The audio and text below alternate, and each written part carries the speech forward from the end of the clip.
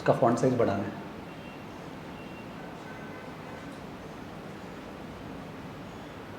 Okay, good morning. So this is class number 11 of this chapter, Company Analysis, Past and Present. If I was taking this chapter towards the end, बाकी चीज़ पढ़ाने के बाद, then it would have taken me 4 or 5 classes. But since our batch started with this chapter, therefore it is taking higher number of classes. वैसे duration of many class was shorter, करीब 1 hour, correct? And this chapter is very instrumental in your future career. So I'm giving the time which it requires. Raj Purohit is saying, sir, online वालों के साथ भी discuss कर लो preparation strategy. I think every class जो ethics की हुई थी उसमें सबके स्टार्ट क्लास के पहले मैं 15 मिनट्स वही डिस्कस करता था, क्या हुआ है क्या नहीं, वेर आर वी रीचिंग, ठीक है, एंड स्टफ लाइक दैट। उसके अलावा टेलीग्राम में students have been sending message कि सर मेरा ये कंप्लीट हुआ है, मेरा ये कंप्लीट हुआ है, अब आगे क्या करूँ, that is a discussion only. उसके अलावा I am travelling to Bombay, Delhi, ठीक है, and other places to meet people. मेरे ख्याल से इससे ज़्यादा बच्चे की जान नहीं पाओगे आप। तो you don't have to feel discriminatory. And for that matter Calcutta में जो स्टूडेंट्स फेस टू फेस कर रहे हैं उनका अटेंडेंस लेवल कितना हाई होता है वो भी आप सरप्राइज हो जाओगे। मतलब many people are not coming to the face to face classes, तो it's not that it happens that way. तो सब जन इक्वली करीब है। Come to the talk. तो लास्ट क्लास अपने एंटर किए थे into discussion of capital investments and sources of capital. पैसा कहाँ लगा रहे हैं, पैसा कहाँ उठा रहे हैं, कंपनी कहाँ से पैसा रेज कर रहा है और कंपनी कहाँ पैसा डिप्लॉय कर रहा है। उसमें there were 2 terms ROIC and KC, याद होगा, return on invested capital and cost of capital. The firm's success is measured in terms of whether ROIC is greater than KC। यानी कि जो कैपिटल प्रोवाइडर्स ने आपको पैसा दिया, there is a certain cost, say 18%, you have to invest the money at more than 18%. If you earn less than 18%, you are destroying wealth for the shareholders. तो ROIC जिसका formula था NOPAT divided by invested capital, that shows अपने कितना कमा रहे हैं, and KC WACC shows the cost of the funds। ROIC greater than KC मैं अगर 10 बार भी बोलूँ तो भी मैं कम बार बोल रहा हूँ, it is the measure of success। तो आज के क्लास को स्टार्ट करने के लिए to ensure continuity at the same time to ensure that incremental stuff की तरफ मूव करें, let us start with an example। तो एग्जाम्पल से बेस्ट होगा, ब्रेन्स लगेगा, ठीक है, and will be able to apply the stuff. चलो स्टार्ट करते हैं, स्क्रीन दिखाना।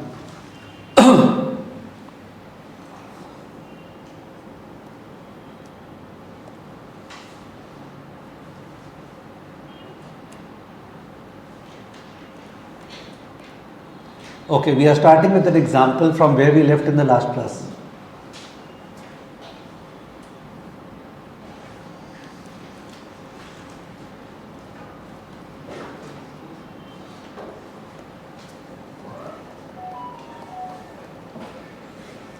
Consider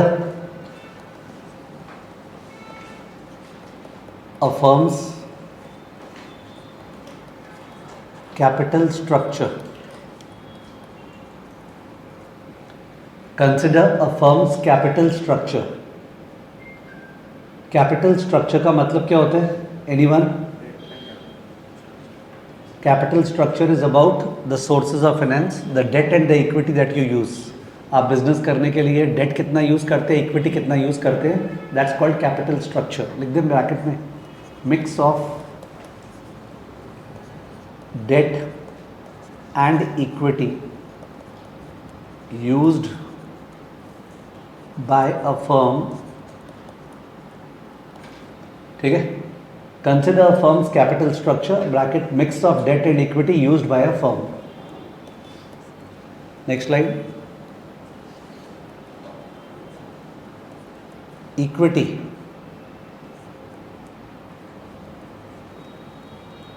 ₹3,000 crores, 15% debt, 1000 crores.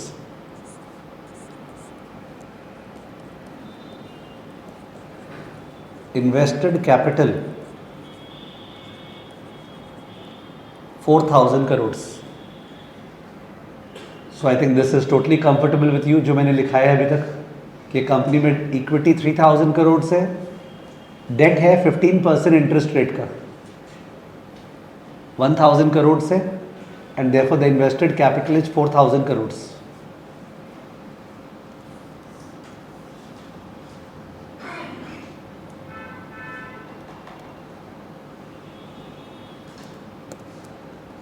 Firms EBIT यानी operating profit equal to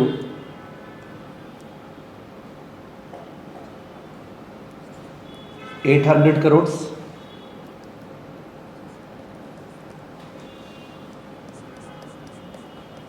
tax rate equal to 25%. Cost of equity bracket KE, cost of equity का notation KE, cost of equity KE equal to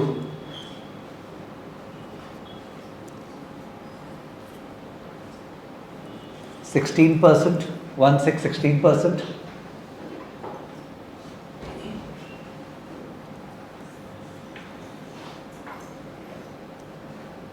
तो ये data है, इस data के basis पे मैं questions पूछ रहा हूँ.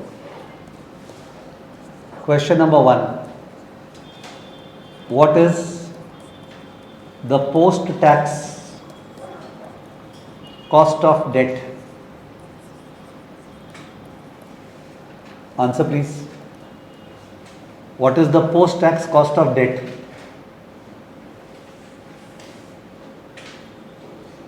Yes, please, you can answer. What is the post-tax cost of debt?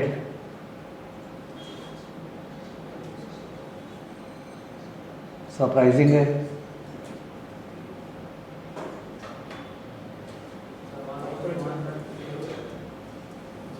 Post-tax cost of date एक परसेंटेज में आंसर होगा. जैसे कॉस्ट ऑफ इक्विटी है ना 16%, वैसे पोस्ट-टैक्स कॉस्ट ऑफ डेट एक परसेंटेज में आंसर होगा.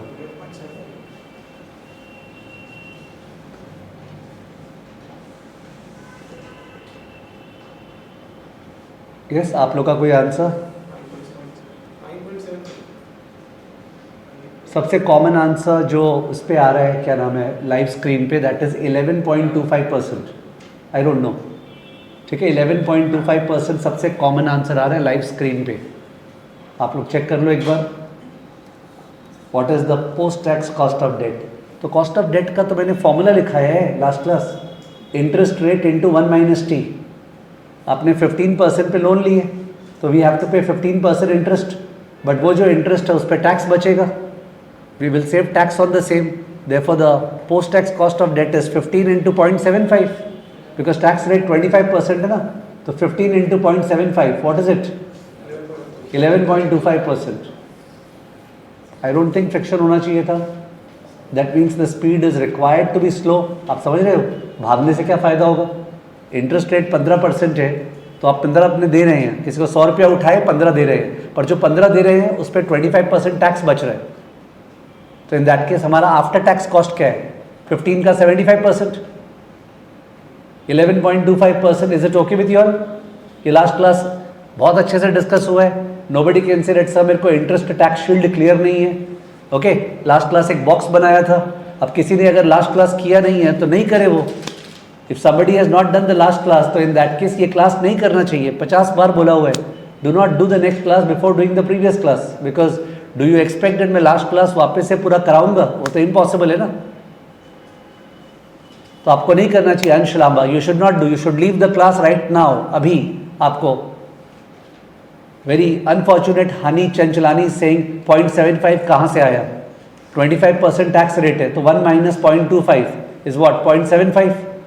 थोड़ा तो लेवल बढ़ाना पड़ेगा. और ये आपने ऐसे कर सकते हैं बीकॉम के जैसे, मैं अभी 25 क्वेश्चन दूँ, इंटरेस्ट रेट 16%, टैक्स रेट इतना, बताओ after tax cost of debt कितना? आप बोलोगे फिर वापस से एक्सप्रेशन, इंटरेस्ट रेट इतना %, टैक्स रेट इतना, बताओ after tax cost of debt कितना, ऐसे करके 10-15 क्वेश्चन देंगे, बोलेगा हाँ सर अब समझ में आ गया। तो अगर ऐसा वाला हाल है तो the life has very cruel aspirations for you, I am telling you. Industry is not going to accept you, sharpness of brain is required. And if you believe that sir मेरा भी ये हाल है, ऐसा है, तो उस केस में go to GPT और क्लास के बाद आस्क जीपीटी की manufacture 10 question for you of this type of repeated types, because मेहनत से सब चीज़ मेकअप होगा। आई एम सरप्राइज हानि चंचलानी कि आपने जो बोला है। एनीवेज, और अंश आपको क्लास लीव कर देनी चाहिए। What is the after tax cost of debt? तो KD is equal to I into 1 minus T equal to 15 into 1 minus 0.25 equal to 15 into 0.75 is equal to 11.25%। Okay, 11.25%, that is the post tax cost of debt. जिसका भी habit later on ऐसे लिख के करने का हुआ जैसे मैंने किया है, तो उसका लेवल खराब है। जिसका भी हैबिट हुआ, हाँ मेरे को ऐसे अच्छा लगता है, जो हौले हौले लिख के करवाए, that means you are not being competitive. Your level has to be that verbally कर पाए। 15% इंटरेस्ट है, टैक्स रेट 25% है, तो 75% और 15%, ठीक है ना? That should be the way. So this is question number 1। Question number 2,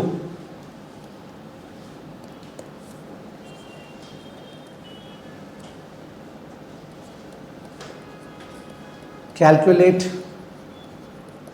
WACC, weighted average cost of capital. Calculate WACC, weighted average cost of capital. तो आपको जब दिख रहा है कि 3000 और 1000 है, तो वेट समझ में आया? Wait is 3:1, 3/4, 1/4। 3000 इक्विटी है, 1000 डेट है, तो वेट इज 3/4 एंड 1/4 ना। So 3/4 of the cost of equity plus 1/4 of the cost of debt. Cost of equity is 16. आपको याद होगा 16% को पोस्ट टैक्स नहीं करते हैं, बिकॉज इक्विटी शेयर होल्डर्स को जो पे करते हैं that is not an expense, that is an appropriation. Debt को जो पे करते हैं that's an expense, but equity को जो पे करते हैं that comes in the PL appropriation account, ठीक है? तो अकॉर्डिंगली कॉस्ट ऑफ कैपिटल, जिसका नोटेशन होता है KC, is equal to WEKE plus WDKD। How do you read it? Weight of equity into cost of equity plus weight of debt into cost of debt. अगर अपना BCom या CA exam होगा, आपको decorate कर करके करना पड़ेगा, ठीक है? तो एक बार मैं डेकोरेट करवा दे रहा हूँ, but otherwise no decoration required from our side. तो weight of equity is 3000 divide by 4000। Cost of equity 16 को पोस्ट टैक्स नहीं करते, it is already post tax. Weight of debt is 1000 divide by 4000 and cost of debt is 11.25, ठीक है? सो 3/4 into 16 plus 1/4 into 11.25, यानी 0.75 into 16 plus 0.25 into 11.25 is equal to what? Answer 12 plus 2.81, 14.81।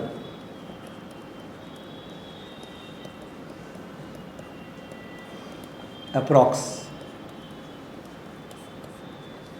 So this is the cost of capital. Exact is 14.8125%. Let this not be an English language class. This is the cost of funds. जिन्होंने पैसा दिया है company को, वो लोग 14.81% मांग रहे हैं कंपनी से आफ्टर टैक्स। कंपनी को इस पैसे पे 14.81% से ज़्यादा कमाना है। That is the measure of success. Check कर रहा हूँ, सोच के बोलना, चेक कर रहा हूँ, सोच के बोलना। मैंने क्या बोला? कंपनी को इस पैसे पे 14.81% से ज़्यादा कमाना है। अब क्वेश्चन पूछ रहा हूँ आपसे, सोच के बोलना, जल्दी मत बोलना, सोच के। सर कंपनी अगर इस पैसे पे 14.81% से ज़्यादा अर्न करता है, से 20 अर्न करता है, 25% अर्न करता है, तो उस केस में वो जो एक्स्ट्रा अर्न करेगा वो किसके पास जाएगा? ऑप्शन नंबर 1, वो इक्विटी शेयर होल्डर्स के पास जाएगा केवल एक्स्ट्रा।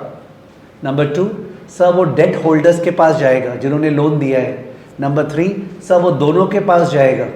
नंबर 4, वो किसी के पास नहीं जाएगा। जो एक्स्ट्रा कमाएंगे, नंबर 1 वो इक्विटी शेयर होल्डर्स के पास जाएगा, नंबर 2 डेट होल्डर्स के पास जाएगा, नंबर 3 दोनों के पास जाएगा, नंबर 4 किसी के पास नहीं जाएगा। मैंने बोला सोचो ना आराम से, रश क्यों करना है, आराम से। ओके, कौन सा आंसर, ऑप्शन नंबर ए या बी या सी या डी?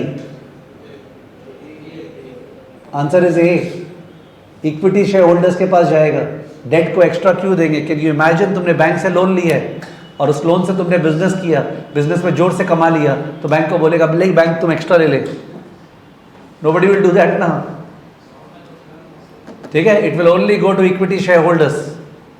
इसीलिए तो वो जो 1000 करोड़ आपने डेट से लिया बैंक से, वो 1000 करोड़ इक्विटी को लगाना नहीं पड़ा पैसा, और उस पर अगर आपने ज़्यादा अर्न कर लिया, that extra will go to equity share holders without investing that amount, which we will calling trading on equity, leverage का फायदा। But at the same time अगर आपने 14.81% से कम अर्न किया, सपोज यू अर्न 12 और 10 व्हाटएवर, तो भी आपको डेट को देना पड़ेगा उतना ही, 15 का post tax 11.25। So equity shareholders will get a lower rate of return as compared to what they require, 16, and therefore the share का demand will rise or fall, and therefore the share price will what, fall। तो हर्षिता चलानी मैंने answer समझा दिया है कि जो extra है वो इक्विटी शेयर होल्डर्स के पास जाता है, जो डेफिसिट है वो इक्विटी शेयर होल्डर्स सफ़र करते हैं, लोन वाला है वो पूरा वही लेगा जो उससे बात हुआ है। आई होप हर्षिता आपको समझ में आ गया होगा। ट्विंकल ट्विंकल लिटिल स्टार जो होता है ना, Jack and Jill went up the hill, उस वाइज ऑप्शन नंबर 4 आंसर था।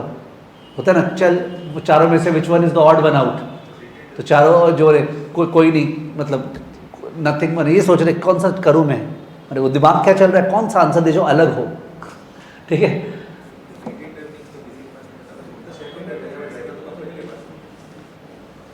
सो एक स्टूडेंट ने डाउट पूछ रहे हैं, बोल रहे सर वो जो इक्विटी आपने लिखाया ना 3000 करोड़ से इक्विटी, वो 3000 करोड़ जो इक्विटी है उसको बैलेंस शीट इमेजिन करें तो बैलेंस शीट में एक तो शेयर कैपिटल होता है, यानी शेयर कैपिटल वो पैसा था जो अपने लोगों से रेस किए इन द IPO, ठीक है ना।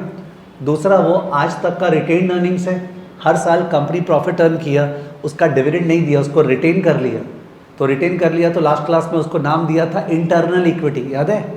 बिकॉज आप लोग इक्विटी शेयर होल्डर्स हो, आपके लिए पैसा अर्न किया गया है, आपको डिस्ट्रीब्यूट नहीं हुआ, यूज कर लिया गया बिजनेस में, ploughing back of profits. It is whose money? Your money. Am I suppose to earn on that money? Yes. How much? 16%।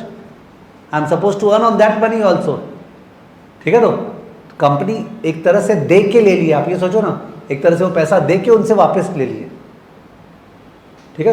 तो that is equity share holders money. Anyways, so 14.81% is the cost of capital. Question number 3. Question number 3.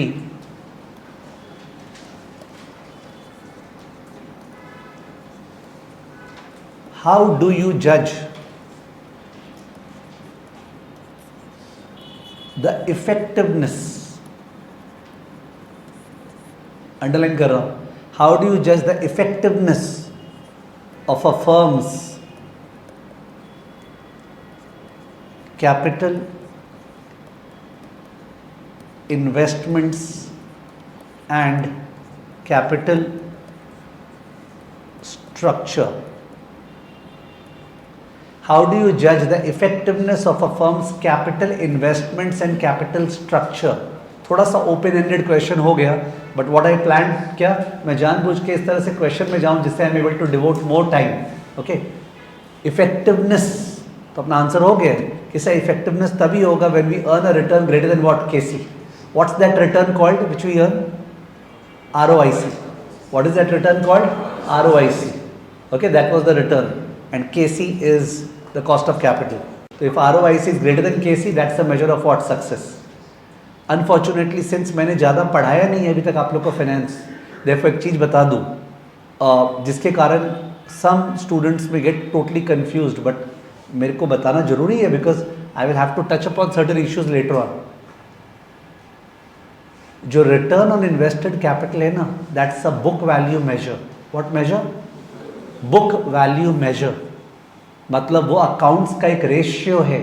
Please look at it with disrespect. बेइज्जती से देखो, because वो book से आ रहा है, balance sheet से. What do I mean? I mean to say एक कंपनी के शेयर का दाम अगर 800 चल रहा है, 800, जबकि उसके बैलेंस शीट में जो face value of the share है वो 10 रुपीज़ है फेस वैल्यू, और से जो रिजर्व्स है वो अलग से और 10 रुपये है, तो 20 रुपये का बुक वैल्यू पर शेयर है. 10 रुपीज़ फेस वैल्यू है और 10 रुपीज़ का शेयर प्रीमियम और आज तक का रिटेन अर्निंग्स होगा 20 रुपीज़ है. तो 20 rupees is the book value per share as per balance sheet, but 800 is the share price. When you are buying the share of the company, are you buying at 20 today or 800? 800. So therefore the return that you require is on 20 or on 800? 800. Think about it, take it slow. Balance sheet जो है वो तो book value accounts है, but आप जब share market में share by कर रहे हो तो 800 बाई कर रहे हो ना. Therefore actually the cost of equity KE should not be on the book value figure, should be on the market value figure. Understood? But अभी मैं उतना पढ़ाया नहीं हूँ कि I can dictate that part over here, which means that आपको just side में बता दूँ कि दो कॉस्ट ऑफ कैपिटल में जो वेट्स यूज होता है ना, आपने जो 3/4 और 1/4 यूज किए, they should never be balance sheet का weights, they should never be balance sheet का weight, they should be market value weights. Which weights? Market value. यानी कि सर मार्केट कैपिटलाइजेशन क्या चल रहा है कंपनी का, वो इक्विटी का वैल्यू हुआ. और डेट का तो एक बार के लिए बुक वैल्यू को मार्केट वैल्यू मान लेते हैं, बट अदरवाइज उसका ही मार्केट वैल्यू लेना चाहिए, क्योंकि लोग तो डिबेंचर को बाजार के दाम पे खरीदेंगे ना, उस पर वो लोग को रिटर्न चाहिए. ठीक है, पर मैं उस पर जा नहीं पा रहा हूँ, तो ये मैंने बता दिया. I am not able to get in to the book value versus market value debate, but otherwise it's based on market value not book value. ठीक है, तो balance sheet is not a thing of respect for us who are going in to analysis. Balance sheet has been one of the most informative sources of information for an analyst, therefore we do pay respect to it. But balance sheet से गंदा document है नहीं, it does not show the true and fair view of the financial position of a company. As an analyst doing CFA program, you should have the utmost disrespect towards the balance sheet. ठीक है, तो and that disrespect I compound when I teach FSA, कि FSA के अंदर अपने balance sheet का बहुत बढ़िया से उड़ाते हैं. ठीक है, तो आज का जो जमाना है AI एंड ऑल दैट, उस पर इतना ज़्यादा इन्फॉर्मेशन आएगा कि कल के दिन लोग बैलेंस शीट को देखना बंद करने वाले हैं. अंडरस्टूड? एक ज़माना था जहाँ पे balance sheet was an important source of information. तो ROIC जो है उसका वो गड़बड़ी क्या है, उस पर invested capital is as per books, as per books. ठीक है, जबकि that shouldn't be the case. Therefore ROIC is not a good thing. तो what is a good thing sir? ठीक से सुनना. There is something called IRR. What is it called? Internal rate of return. कुछ लोगों ने जिन्होंने time value of money DCF classes किया है, they must have come across IRR, जो अपने कैल्सी में डालते हैं ना, CF0 इतना पैसा गया, CF1, CF2, CF3 आएगा, that's IRR, internal rate of return. Okay, therefore इस चैप्टर के बाद, now once again it is a guidance for everyone, इस चैप्टर के बाद मैं केवल एक चैप्टर कॉर्पोरेट इश्यूअर्स का आप लोग से शेयर करने वाला हूँ, इवन नवंबर 26 के साथ. कॉर्पोरेट इश्यूअर्स का एक chapter which is capital investments. Which chapter? Capital investments का एक चैप्टर है कॉर्पोरेट इश्यूअर्स का. तो यू विल फाइंड आपके जो लोग नवंबर 26 पे दे रहे, अगस्त 26 पे, कि कॉर्पोरेट इश्यूअर्स में केवल एक चैप्टर शेयर किया हुआ रहेगा, कैपिटल इन्वेस्टमेंट्स, बिकॉज वो चैप्टर करने का सही मौका है LOSE के बाद. ये जो LOSE कर रहे हैं ना, उसके बाद if you jump into that chapter you get a prolific idea about this LOSE. ठीक है, तो you will get a good idea about this LOS. ठीक है, जैसा मैंने बोला लास्ट 5 मिनट्स में मैंने कुछ डाइवर्टेड डिस्कशन किया है. जो भोला भला इंसान है जो क्लास 11-12 से निकल रहा, नहीं हम लोग के तो ऐसे पढ़ाया जाता था, ABCD ऐसे नहीं होगा पढ़ाई. ठीक है, तो देयर विल बी स्टफ दाया बाया आता हुआ. ओके, ठीक है. हाउ डू यू जज the effectiveness of a firm's capital investments? तो इसका आंसर लिख दो. ROIC should be greater than KC. इसका आंसर है ROIC should be greater than KC. इसका आंसर है.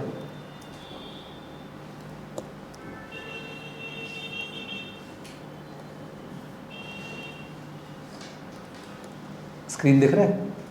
स्क्रीन दिख रहा है? हाँ. ROIC should be greater than KC. ये सबसे इम्पॉर्टेंट है. ROIC should be greater than KC. Question number 4. Calculate ROIC। Okay, तो 2 मिनट का समय है, ROIC निकालिए। मैंने डेटा दिया आपको, you can refer to the last class का नोट्स, और या फिर you can instead of referring you can respectfully read the language ROIC का फुल फॉर्म। मन में बोलो 2 बार 3 बार, फॉर्मूला तुम्हारे आंखों के सामने होगा। ROIC का फुल फॉर्म बोलो, the formula is there with you. Return on invested capital. As a student मेरे को कभी ये फॉर्मूला नहीं लगा, क्योंकि इन्वेस्टेड कैपिटल पे क्या कमा रहे हैं, इन्वेस्टेड कैपिटल नीचे, उस पर रिटर्न ऊपर। Are you understanding? It is not a formula. Return on invested capital, invested capital पे क्या कमा रहे हैं। बिलीव मी, थोड़ा सा हैबिट लाओ कि वर्ड्स को ठीक से पढ़ने का, and the formula is there with you. तो व्हाट इज योर आंसर? वहां पे बहुत जन का आंसर 15% आ रहे हैं लाइव स्क्रीन पे। ROIC का आंसर लाइव बैच में जो कर रहे हैं उन लोग का 15% आ रहा है। आप लोग भी ट्राई कर लो। 15% यहाँ पे भी आ रहा है। ROIC 15%, बाकी लोग ट्राई करो। जो लोग साथ में बैठे एक दूसरे से समझो, डिस्कस करो। The advantage of the collective class is that discussion can take place. हाँ, obviously post tax. ROIC means post tax.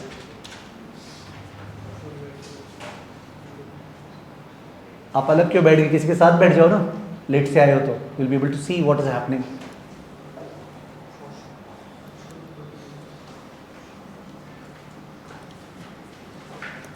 Okay, so ROIC का फॉर्मूला था NOPAT divided by invested capital. I can not over emphasize. मेरे classes में आप लोग देखेंगे कि मैं ना वर्ड्स पे बहुत ज़्यादा ध्यान देता हूँ, बिकॉज मैंने को देखा है 90% of the words contain everything. जो नाम है ना उसी के अंदर सब कुछ है। तो return on invested capital formula काश तुम्हारे लिए नहीं हो फ्यूचर में कभी भी। तुम ये नहीं बोली पता था यार, याद नहीं आ रहा है, और वैसा वाला हाल नहीं। चल सोच लेते, इन्वेस्टेड कैपिटल उसके ऊपर return. NOPAT was EBIT into 1 - T divide by invested capital. Of course into 100 होगा, दैट्स ओके। तो EBIT was what 800, 800 crore into 1 - 0.25 divide by invested capital is what 4000, the whole into 100। तो 600 कमा रहे हैं 4000 पे, which is what 15%। 15% is the return on invested capital. And is it greater than KC? KC क्या आया था? नहीं, 14.81। तो yes, it is marginally greater than what KC। लिख दो, yes it is slightly greater than KC of 14.8125%। मैं एक कारण से पूरा ले रहा हूँ, नॉट डेट आपको इतना डेसिमल लेना जरूरी है, बट मेरे को कुछ प्रूव करना है। तो कुछ प्रूव करना है तो पूरा फिगर चाहिएगा ना। तो मैंने 14.8125% लिखा है। प्लीज डोंट माइंड कि सर इतना डेसिमल लेना जरूरी है क्या। Yes, it is slightly greater than KC of 14.8125%। ठीक है, नाउ पार्टिसिपेट विथ मी, थोड़ा सा जोश दिखाओ। हम लोग ध्यान देना, हम लोग अगर पूरा 4000 करोड़ इक्विटी से रेस करते, अलाउड था, पूरा 4000 करोड़ इक्विटी से रेस करते, तो उस केस में इंटरेस्ट नाम का कोई चीज दुनिया में नहीं होता। तो उस केस में NOPAT would have been equal to PAT। Take your time. NOPAT would have been equal to PAT। Take your time. कि NOPAT is EBIT into 1 - T। But sir EBIT में से इंटरेस्ट लेस करना है, interest तो zero होता अगर हमने date लिया ही नहीं तो EBIT is PBT, EBIT is PBT, और PBT का 1 - T क्या होता है PAT। करेक्ट है। तो इन दैट केस आपका जो 600 करोड़ है that is PAT। What is it? 600 crore PAT होता, और 600 करोड़ अगर PAT होता और 4000 करोड़ इक्विटी होता, तो आपने 4000 करोड़ इक्विटी शेयर होल्डर्स से लिया और उनके लिए आपने 600 कमाया। कितना कमाया? 600। तो 600 बाई 4000 इज इक्वल टू 15%। यानी तुम्हारा जो ROIC आया है that is ROE। What is it? वो रिटर्न ऑन इक्विटी होता। ROE का फुल फॉर्म कोई गेस करेगा? जैसे रिटर्न ऑन इन्वेस्टेड कैपिटल है तो ROE is return on equity, return on equity. ROIC का फॉर्मूला में नीचे आईसी है, तो आरओई का फॉर्मूला में नीचे क्या होगा? Equity, correct.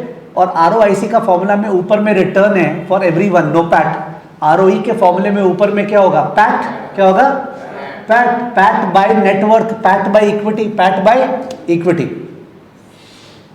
तो सर अगर ये फर्म डेट नहीं यूज करता, पूरा 4000 करोड़ इक्विटी रेस करता, तो इसका आरओई वही होता जो आरओआईसी निकाला है 15%। But what was the cost of equity? मैंने जो डिक्टेट किया था चेक करो, व्हाट वाज केई? 16% वाज केई। तो शेयर होल्डर्स को 16% चाहिए और कंपनी उनका पैसा लगाएगी 15% पे। इज इट सक्सेस और failure? Failure. Could you see that? It is failure. Share holders को 16% चाहिए और कंपनी 15% कमा रही है। तो दोज हु हेट लेवरेज, कि लेवरेज बहुत ही खराब चीज़ है, look at the benefit that leverage कर दिया है। कैपिटल स्ट्रक्चर की वजह से the company has become successful because the cost of capital has come down to 14.8125% and therefore the 15% return is in excess of what is required. Shareholders को ज़्यादा return मिल रहा है। Are you understanding? तो मैंने date को उतने भी नफरत से नहीं देखना, इसलिए अपना डायलॉग जो लास्ट क्लास था कि अगर बिजनेस रिस्क कम है, कौन सा रिस्क? बिजनेस रिस्क कम है, तो डेट यूज करना चाहिए कि नहीं करना चाहिए? तुम ऐसा कोई भी बिजनेस कर रहे हो जिसमें बिजनेस का रिस्क कम है, तो उस पर डेट यूज करना चाहिए। कितना? They could be a doubt, ठीक है, they could be a judgement, but use करना चाहिए। डेट को उतना अपने को हेट नहीं करना चाहिए, ठीक है। इस केस में वो फायदेमंद हो रहा है। अब एक minute, continue with me sir. वो तो आप बात किए पूरा 4000 करोड़ इक्विटी से रेस करते तो, ठीक है पूरा 4000 करोड़ इक्विटी से रेस करते तो you would explain what would have happened. But हम लोग तो 3000 करोड़ इक्विटी से रेस किए, तो इन दैट केस अपने कैल्सी से डायरेक्टली पैट निकाल रहे हैं, लिख के नहीं कर रहे। लिख के करेंगे, पर मैं चाह रहा हूँ डबल डबल हो। तो EBIT में से इंटरेस्ट लेस करें। What is the interest amount? Tell me, interest amount क्या होगा कॉपी में आपके? ये बोल रहा है 150 होगा। इंटरेस्ट अमाउंट 150 आ रहा है सबका? इंटरेस्ट एक्सपेंस 150 आ रहा है क्या सबका? इंटरेस्ट एक्सपेंस सबका 150 आ रहा है। 1000 का डेट था, 15% इंटरेस्ट, इट इज 150, करेक्ट। तो EBIT क्या था अपना? 800। मेरे को उससे पैट निकालना है। क्या निकालना है? पैट। तो EBIT 800 है, 800 में से इंटरेस्ट लेस होगा, तो 800 माइनस 150 क्या हुआ? 650। 800 minus 150 650। 650 is PBT, 650 is profit before tax. उसका आफ्टर टैक्स करो, 650 इंटू 0.75, कैल्सी में करो 650 into 0.75। I want the cooperation calci भाई। 650 इंटू 0.75, 487.5। 487.5 एच पैट, 487.5 एच पैट। कोई भी बाई चांस बीच में रह गया, मेरे साथ पार्टिसिपेट नहीं किया, टेक योर टाइम। 800 EBIT था, 100 से इंटरेस्ट 150 लेस होगा 650, उस पर 25% टैक्स जाएगा, तो बचेगा 75%। तो 650 का 75%, 487.5 PAT net income for whom? Equity share holders. For whom equity share holders, not for debt, for equity share holders. And how much equity share holders put in? 3000। How much they put in? कैलसी divide 487.5 divide by 60 divide by 3000 into 100। 487.5 divide by 3000 into 100, 16.25% आया। 16.25% सबका आ गया होगा। 16.25%। सौरभ, आप कैल्सी में decimal place नहीं कर रखे हो, इसलिए आप 16 बोल रहे हो। 16.25% आ रहे हैं, ठीक है। तो इसका मतलब कंपनी ने शेयर होल्डर्स के लिए ज़्यादा कमाया है as compare to share holders को जो चाहिए। शेयर होल्डर्स को चाहिए 16%, कंपनी ने कमाया उनके लिए 16.25%, ठीक है ना सर। ये जो 16.25% है, ये आपने फॉर्मूला से बोला, अभी तक आपने लिखाया भी नहीं है, वो मैं लिखा दूंगा, don't worry.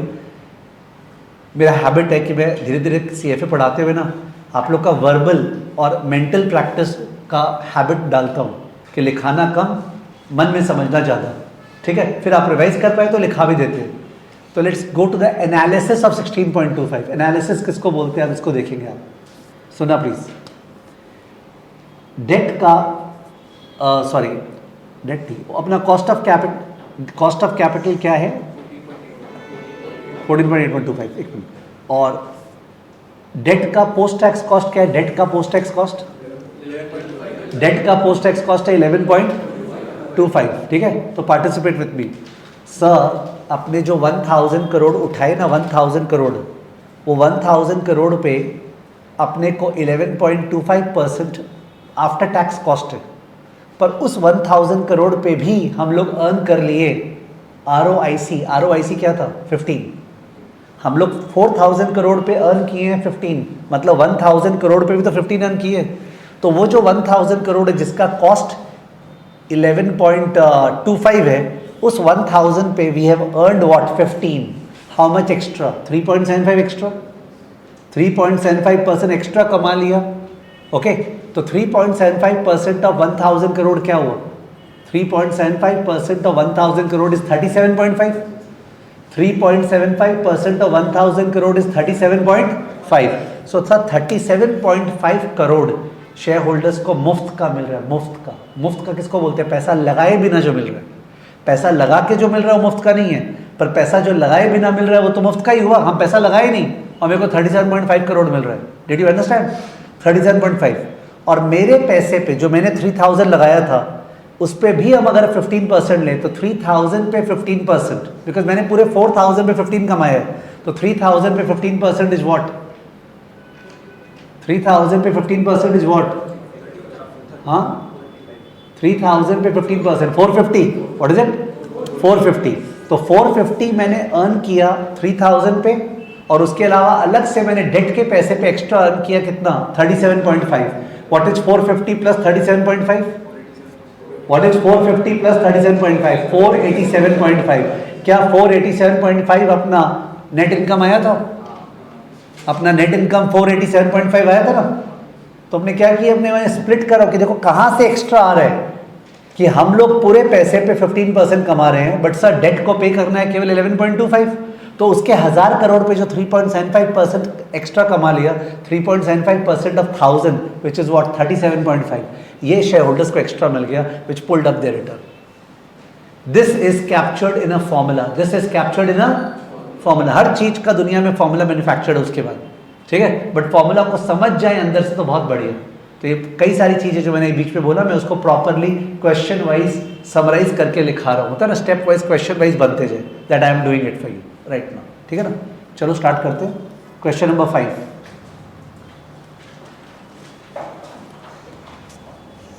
Question number 5,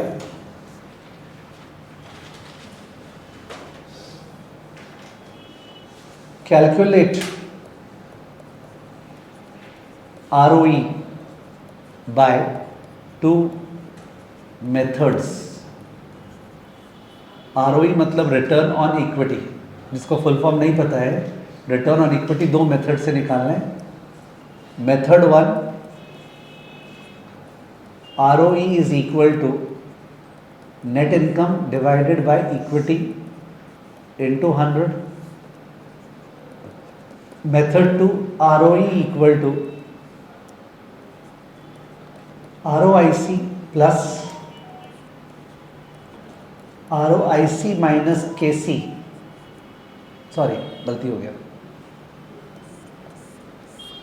ROE equal to ROIC plus bracket ROIC minus KD into D by E। ROIC plus ROIC minus KD into D by E। ये 2 तरीके से निकालना है, इससे प्रैक्टिस हो जाएगा जो भी वर्बली कर रहे थे। तो करें फर्स्ट सॉल्यूशन मेथड 1।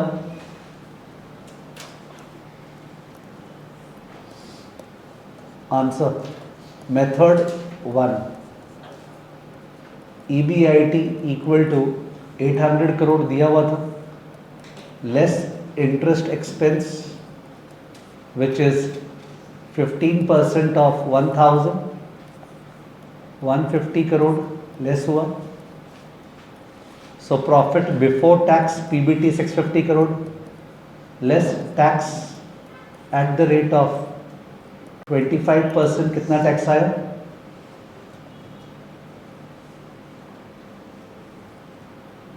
कितना टैक्स आया 650 पे 25%? 162.5, हाँ यहाँ एग्जैक्ट करना चाह रहे हैं 162.5, ठीक है 162.5. So PAT that is net income is equal to 487.5. पर यूजुअली हैबिट होना चाहिए स्टूडेंट का कभी भी टैक्स नहीं निकालना है, सीधा आफ्टर टैक्स करना है. यहाँ पे मैं लिखा रहा था तो लिखा दिया. व्हाई वुड बी कैलकुलेट 162.5, सीधा 75% इज 487.5, ठीक है. तो दिस इज नेट इनकम और इक्विटी अपना था 3000. Equity is 3000.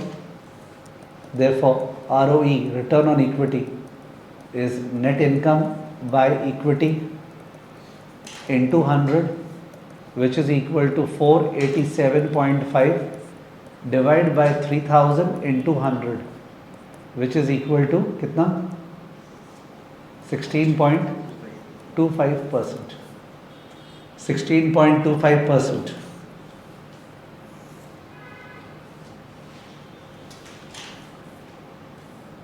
16.25%.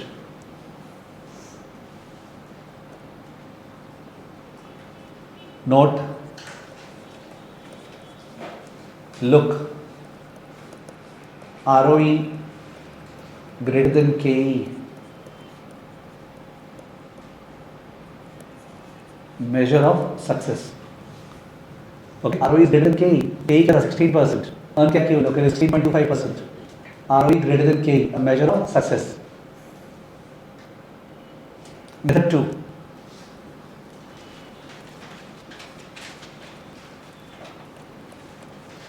Method 2.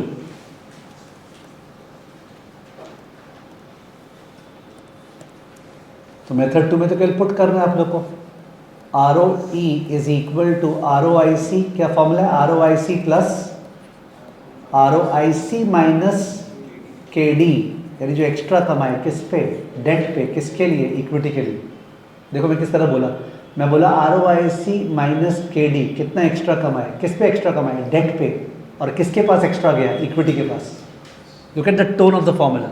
किस पे एक्स्ट्रा कमाए? डेट पे. तो इनटू डेट कर रहे हैं 1000 और ये सब पैसा किसके पास जाएगा? इक्विटी के पास. तो divide by equity. Okay, you can make the formula English is equal to क्या फिगर्स थे? 15 नहीं क्या था? 15 ना, हाँ 15 प्लस 15 माइनस 14 पॉइंट नहीं sorry 11.25. 15 plus 15 minus 11.25 into 1000 divide by 4000 sorry divide by 3000. 15 plus 15 minus 11.25 into 1000 divide by 3000. तो ये आ गया अपना कितना? निकाल लो. 15 plus this is 3.75 into 1/3, which is what? 1.25, which is 16.25. ये जो फॉर्मूला है ना, ये सिलेबस में 3 बार है. ये फॉर्मूला सिलेबस में 3 बार है. एक बार है in the chapter rates, first chapter rates and return या TVM इन फाइनेंस है. Rates and return. Rates and return में ये फॉर्मूला है.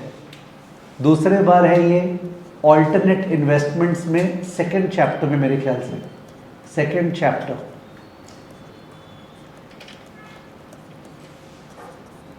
This formula is there twice. Once it is there in the rates and return. Rates and return का जो 3 incremental class है ना, okay 3 classes rates and return का and TVM का, उसका 3 इंक्रीमेंटल क्लास में है.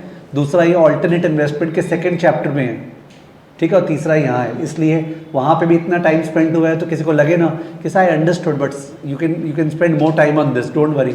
If you do rates and return, if you do alternate investment second chapter, it is there again and again and again and again, ठीक है ना. So it should get cemented with in us. Okay, तो ये ROE का formula हुआ, measure of success. ठीक. Question number, क्या question number में पहुंचे बताओ? Question number 6. एक बार फुल स्क्रीन कर देना. ऑब्वियसली मेरे को एज अ टीचर ये भी सोचना पड़ेगा कि इस चैप्टर को कंप्लीट करने के लिए LOSE में इन्होंने और क्या बोला है जो मेरा बताना बाकी है, ठीक है ना।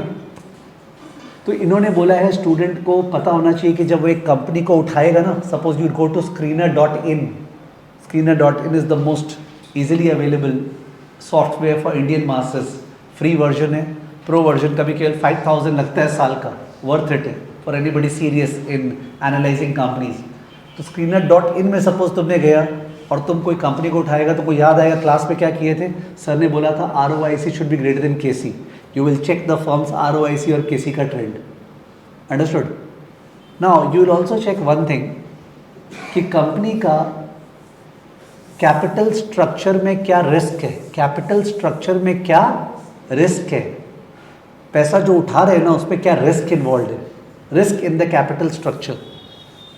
तो there will be multiple choice question based on that कि how do you assess the risk in a firm's capital structure. मैं लायबिलिटी साइड का रिस्क बोल रहा हूँ, लायबिलिटी साइड का रिस्क। तो रिस्क को असेस करने के लिए अपने नंबर 1 देखते हैं कंपनी का क्रेडिट रेटिंग, कंपनी का क्रेडिट रेटिंग। जो रेटिंग एजेंसीज है ना, क्रिसिल, इकरा, ठीक है, या ग्लोबल एजेंसीज, मोदीज, S&P, तो रेटिंग एजेंसीज ने क्या रेटिंग कंपनी को दिया है। अगर रेटिंग जो है फॉल किया है रिसेंटली वगैरह, तो in that case obviously the market becomes more doubtful debt company repay कर पाएगा क्या डेट को, and you will find that debt का प्राइस गिर जाता है, कॉस्ट ऑफ डेट बढ़ जाता है। Company if it wants to take a fresh loan it will come at the same rate और higher rate because there is a credit risk involve ना। Remember time value of money, LOSA, what are the components of interest rate, risk premium.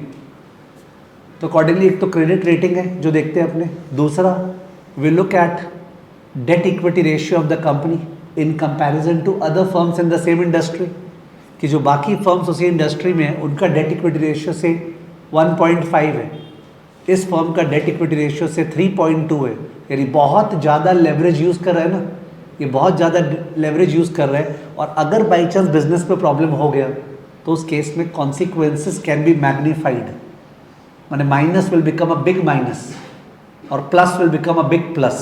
माने you earn ROIC greater than KC तो ROE shoots up, you earn ROIC less than KC, ROE really goes to gravity. Leverage magnifies the consequences. तो आप check करोगे firm का leverage, debt equity ratio, degree of financial leverage, check करोगे credit rating, और check करोगे firm का business risk क्या है। अगर बिजनेस रिस्क भी हाई है और लेवरेज ज़्यादा लिया है, that's very dangerous, we don't like such firms, it's better to avoid such companies, okay, which are doing that, ठीक है। तो this is the risk assessment of the capital structure. Sir is it not deeper? It is deeper. Do we have deeper discussion on the same? Yes we have. Where? Fixed income. कहाँ पे? Fixed income में there are 3 chapters on credit analysis. Which analysis? Credit analysis. की एक company का मैं debenture by कर रहा हूँ, बॉन्ड बाई कर रहा हूँ, तो मेरे को कैसे सावधान रहना चाहिए, हाउ डू आई जज, उसके ऊपर 3 सेपरेट चैप्टर्स है। Are you understanding? यहाँ पे तो वो चैप्टर हो रहा नहीं है, तो यहाँ पे it's okay, common sense understanding हुआ कि what does the author want. तो क्या क्या देखेंगे for the purpose of risk analysis? Number 1 rating agencies, उनका रेटिंग्स। ऑल तो बता दे रेटिंग एजेंसीज ना, हिंदी मूवी में जो पुलिस का बात होता था कि पुलिस लास्ट में आता है कांड होने के बाद, रेटिंग एजेंसीज उसके बाद आते हैं, मैंने सब लुट जाता है उसके बाद वो लोग रेटिंग डाउनग्रेड करते हैं। Ratings are heavily criticised but that's a discussion for another topic. फिर भी we do look at the ratings and we look at the debt equity ratio, ठीक है। Many people debt equity ratio के बजाय दे use A/E। क्या बोला मैंने? A/E क्या हो गया? Asset to equity ratio. क्या हो गया? Asset to equity ratio. I also like that. Why? Because look at the tone of my speaking. किसी भी कंपनी में देखना चाहिए कि वो कितना पैसा ओनर्स से ले रखा है, ओनर्स कितना पैसा लगा रखे हैं। Who are the owners? Shareholders. Owners कितना पैसा लगा रखे हैं। फिर देखना चाहिए बैलेंस शीट का टोटल कि वो फर्म बिजनेस कितने का कर रहे हैं। तो तुमको देखिएगा बैलेंस शीट में इक्विटी 3000 करोड़ है और बैलेंस शीट 4000 करोड़ है।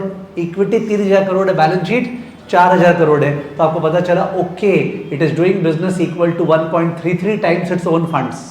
Did you get the tone? It is doing business equal to 1.33 times its own fund. खुद का पैसा 3000 और धंधा कर रहा है 4000 का, यानी इट इज 1.33 टाइम्स। थोड़ा खराब फिगर हो गया। अगर 6,000 बैलेंस शीट टोटल होता, it is doing business equal to 2 times own funds, 3,000 का खुद का पैसा और तो बिजनेस कर रहा है 6,000 का। तो ए बाई ई शोज कि आप जो बिजनेस कर रहे हो that is how many times your own funds, that is how many times your own funds. So whatever gain और loss will happen on 6,000, but that will be suffered or enjoyed by 3,000. So it's a magnifying tool. When you divide something on 6,000 upon 3,000, तो base कम है ना, तो because of which things get magnified. Once again, leverage is a magnifying tool. It amplifies the financial consequences. ठीक है? तो अपने date equity ratio देखते हैं, अपने DFL देखते हैं। क्या देखते हैं? DFL। किसी को याद है DFL क्या था? Elasticity of what with respect to what? Because last class लिखाए नहीं थे। Net income to EBIT, net income to EBIT, because financial leverage is because of debt. तो आपको EBIT के पहले नहीं जाना है। EBIT के पहले तो फिक्स्ड कॉस्ट आया ना, रेंट वगैरह, उस पर मत जाओ, उसके बाद चालू करो EBIT से नेट इनकम की तरफ। कि EBIT अगर चेंज होगा तो नेट इनकम क्या परसेंटेज चेंज होगा, बिकॉज EBIT जब चेंज होगा तो इंटरेस्ट तो चेंज होगा नहीं, वो तो 150 रहेगा, तो नेट इनकम भागेगा। That's elasticity, degree of financial leverage. जो लास्ट क्लास बोले जरूर थे, याद होगा, लिखा नहीं पाए थे। ठीक है? तो वी जज all these things to assess the risk of the firm. लिख दो प्लीज। क्वेश्चन नंबर 6, मैं डिक्टेट नहीं कर रहा हूं तो फुल स्क्रीन चल रहा है। ठीक है? आप लोग खुद ही लिख रहे हो, नो नीड, फुल स्क्रीन चल रहा है। Question 6, in this chapter, comma, how do we assess the risk involved in a firm's capital structure?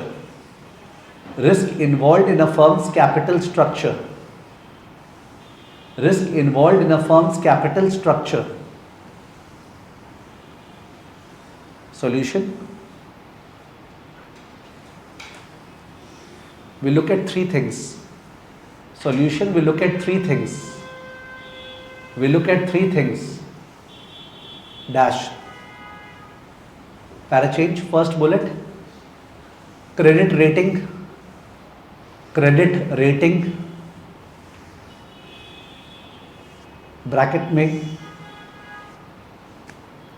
investment grade or junk. Investment grade or junk. मेरे को याद आ रहा है इसलिए आप लोग से पूछ रहा हूँ जिन्होंने किया है। Time value of money DCA पढ़ाते समय मैंने क्रेडिट रेटिंग्स का बोला था ना, I think AAA, AA, BBB, याद आ रहा होगा। ठीक है ना? तो कई कई जगह पे I have mention the same. Investment grade ratings are safer. वो जो जंक रेटिंग्स है, जंक फूड है, दैट्स ऑब्वियसली रिस्कियर। ठीक है? सेकेंड बुलेट, दूसरा बुलेट,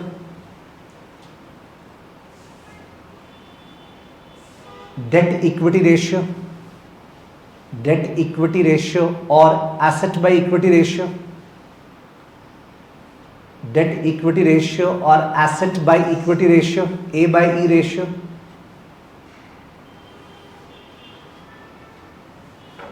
एज कंपेयर टू, उसी में डेट इक्विटी रेशियो और A by E ratio as compare to industry average, as compare to industry average and business risk, as compare to industry average and business risk. Tone समझ में आया?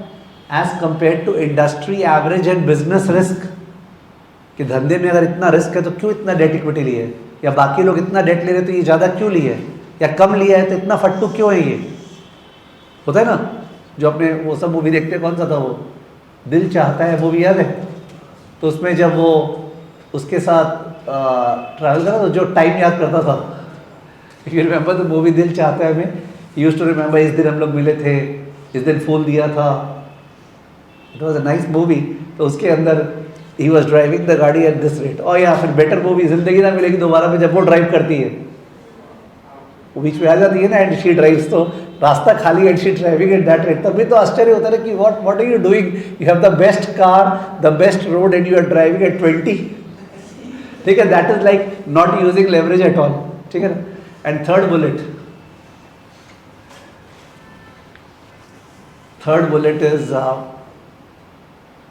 degree of financial leverage, degree of financial leverage, bracket DFL, degree of financial leverage bracket DFL,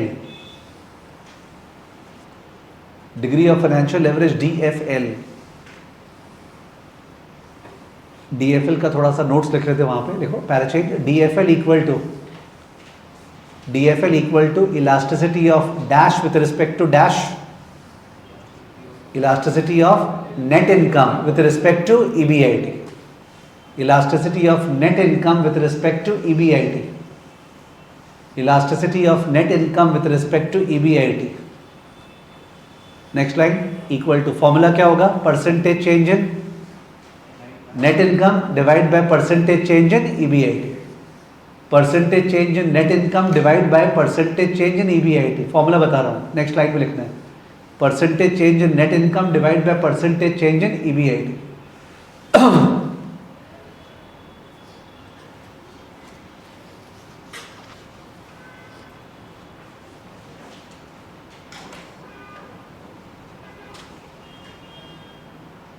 और एक line लिख लो, DFL is a measure of financial risk, DFL is a measure of financial risk, is a measure of financial risk।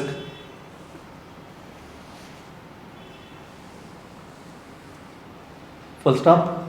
It shows the risk that arises on account of the use of debt, it shows the risk that arises on account of the use of debt, risk that arises on account of the use of debt, use of debt, that is use of fixed financial cost, use of fixed financial cost, use of fixed financial cost। DOL में कौन सा cost था, fixed operating cost, जो rent वगैरह है, depreciation, fixed operating cost की वजह से रिस्क, ये फिक्स्ड फाइनेंशियल कॉस्ट की वजह से रिस्क, ठीक है ना। क्वेश्चन नंबर 7 क्या, क्वेश्चन नंबर 7,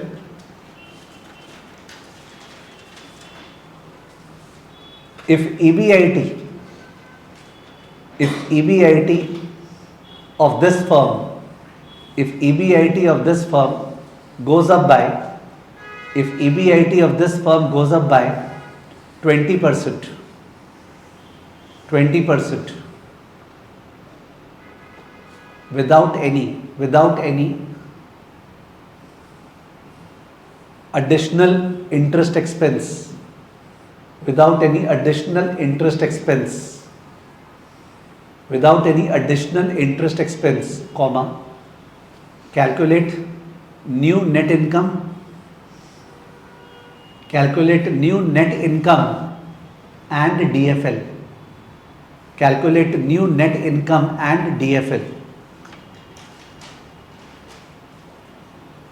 ठीक है, रफली कैलकुलेट कर लो पहले, फिर अपने साथ में लिख के कर लेंगे। आप रफली लास्ट पेज में जाके वैसे कुछ स्क्रिबल कर लो। EBIT अपना 800 था ना, तो 800 जो है बोला इंक्रीज हो गया 20%, तो आप लोग को नया वाला पैट निकालना है और इंटरेस्ट सेम है। EBIT 800 था मेरे ख्याल से, वो इंक्रीज हो गया 20%, तो आपको नया वाला नेट इनकम निकालना है।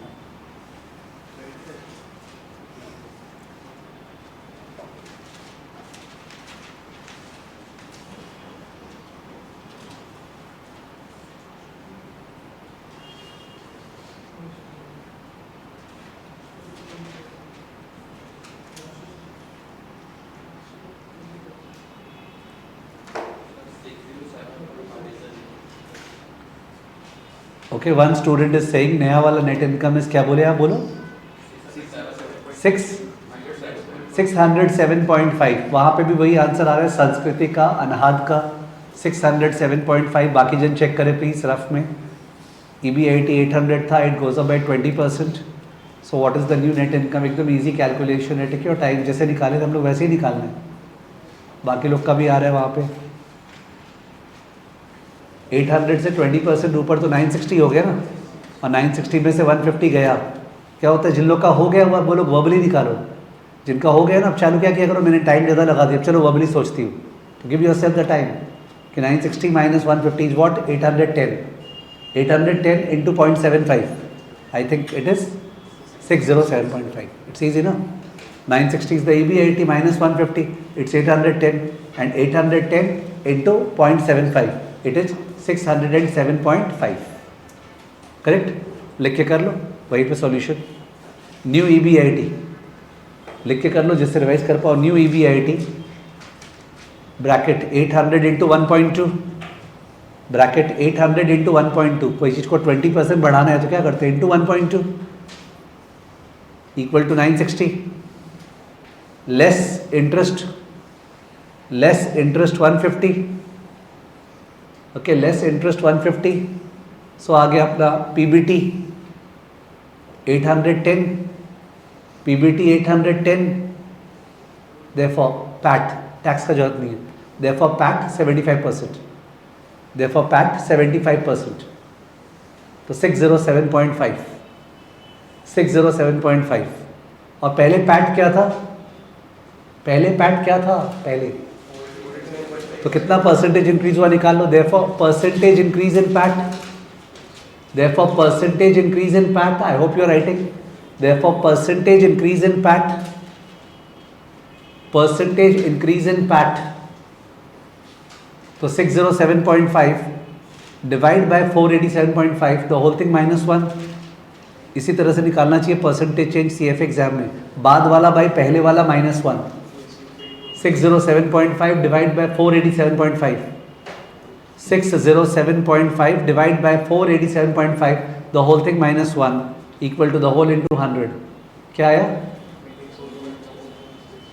24.61% approx. 24.61% approx. 24.62% approx. In fact, 24.62% approx. 24.62% approx. Net income बढ़ा है. Next line.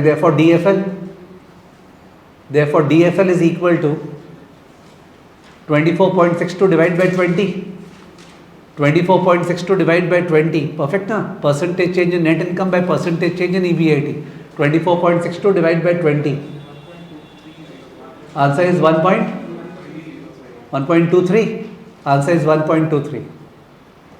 Answer is 1.23. Approx. शायद 1.23 आ रहा है आंसर अप्रॉक्स. 1.23 का मतलब if operating profit changes by 1%, net income will change bye 1.23%.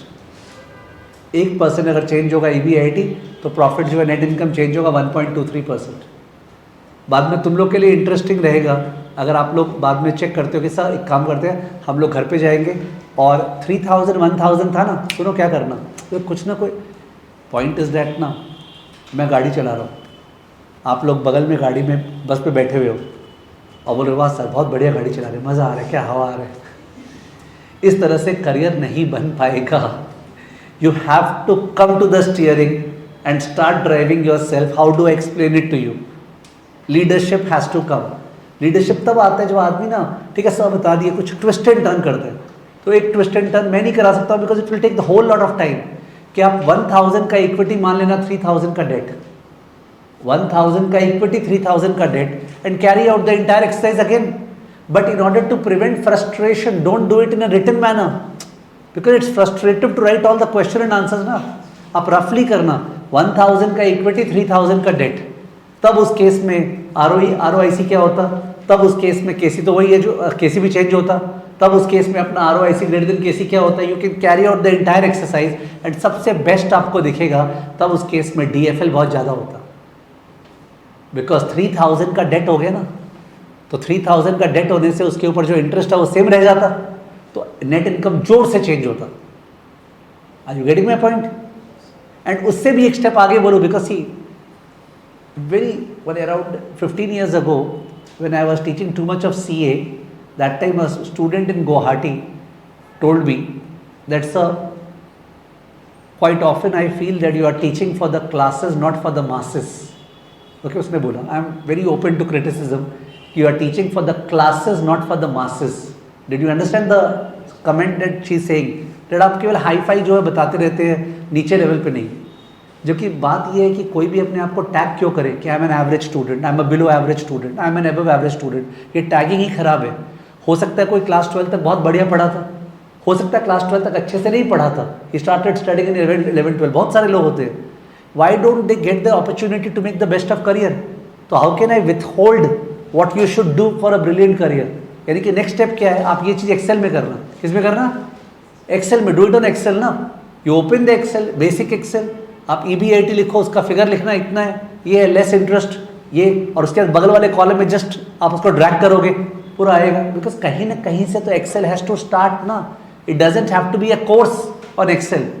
Slow speed से धीरे करते हैं हम, टाइप करते हैं हम, देख के टाइप करते हैं हम, ऐसे टाइप नहीं करते. दैट्स ओके, वो डिफरेंशिएटर नहीं है. तो आप सेम फिगर्स को एक्सेल में कर सकते हो for your satisfaction. Understood?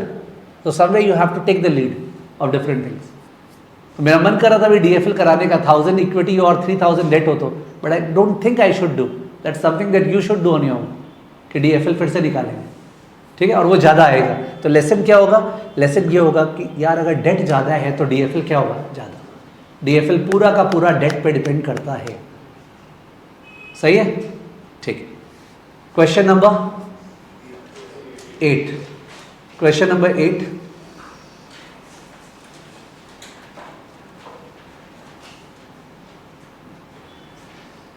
Certain terminology, certain terminology, certain terminology यानी जो हमने कर चुका है ना, उनको ही टेक्स्ट में अलग अलग नाम से बोला है, और वो अलग अलग नाम के कारण अपना मल्टीपल चॉइस नहीं हो पाएगा, अटकेंगे अपने.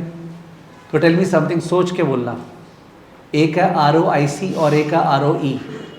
दोनों से दोस्ती हो गया तुम्हारा. ROIC और ROE दोनों में से one of them is levered return, the other one is unlevered return. ROIC ROE में से एक levered return है और एक है unlevered return. levered return कौन सा है? ROE. ROE is the levered return because में leverage का इफेक्ट आ गया. कैसे कैसे? ठीक है, कंफ्यूज हुए बहुत जन, जेन्युइनली कंफ्यूज हुए, इसकी बात करते हैं. अपने क्या बोले कि अगर पूरा का पूरा 4000 करोड़, अगर पूरा 4000 करोड़ इक्विटी लगाता, अगर पूरा 4000 करोड़ इक्विटी लगाता, 4000 करोड़, और तुम्हारा EBIT सेम 800 करोड़, EBIT क्या है? सेम 800 करोड़, तो ROIC क्या है? सेम 15%. वो जो 4000 करोड़ अगर वो पूरा इक्विटी लगाया है, डेट नहीं लगाया 1000, और EBIT अपना 800 है, तो भी अपना ROIC क्या आ रहा है? 15%. देखो वो डिपेंड नहीं कर रहा है लेवरेज पे. It is not depending upon 1000 और 1000 और 3000 से KC डिपेंडेंट है. कौन डिपेंडेंट है? KC. KC will change. कि उस केस में अपना KC would have been KE. Sir अगर केवल इक्विटी होता तो वेटेड एवरेज काहे का? KC would have been what? KE. There is no weighted average. But ROIC में कहीं पे भी तुम्हारा 1000 3000 यूज नहीं हुआ. 1000 कब यूज आया? जब तुम लोग बाद में डेट पे गए कि ROE पे आते हैं, तब यूज हुआ ना. वो सर इतना है, इंटरेस्ट देना है, यानी you use leverage after EBIT, you did not use leverage over there. ठीक है, तो ROIC is called a measure of unlevered return. ROE incorporates the effect of leverage. To calculate ROE you need to see debt कितना था, उसका interest कितना जाएगा. Are you able to satisfy your self? समझ गए? लिख दो please.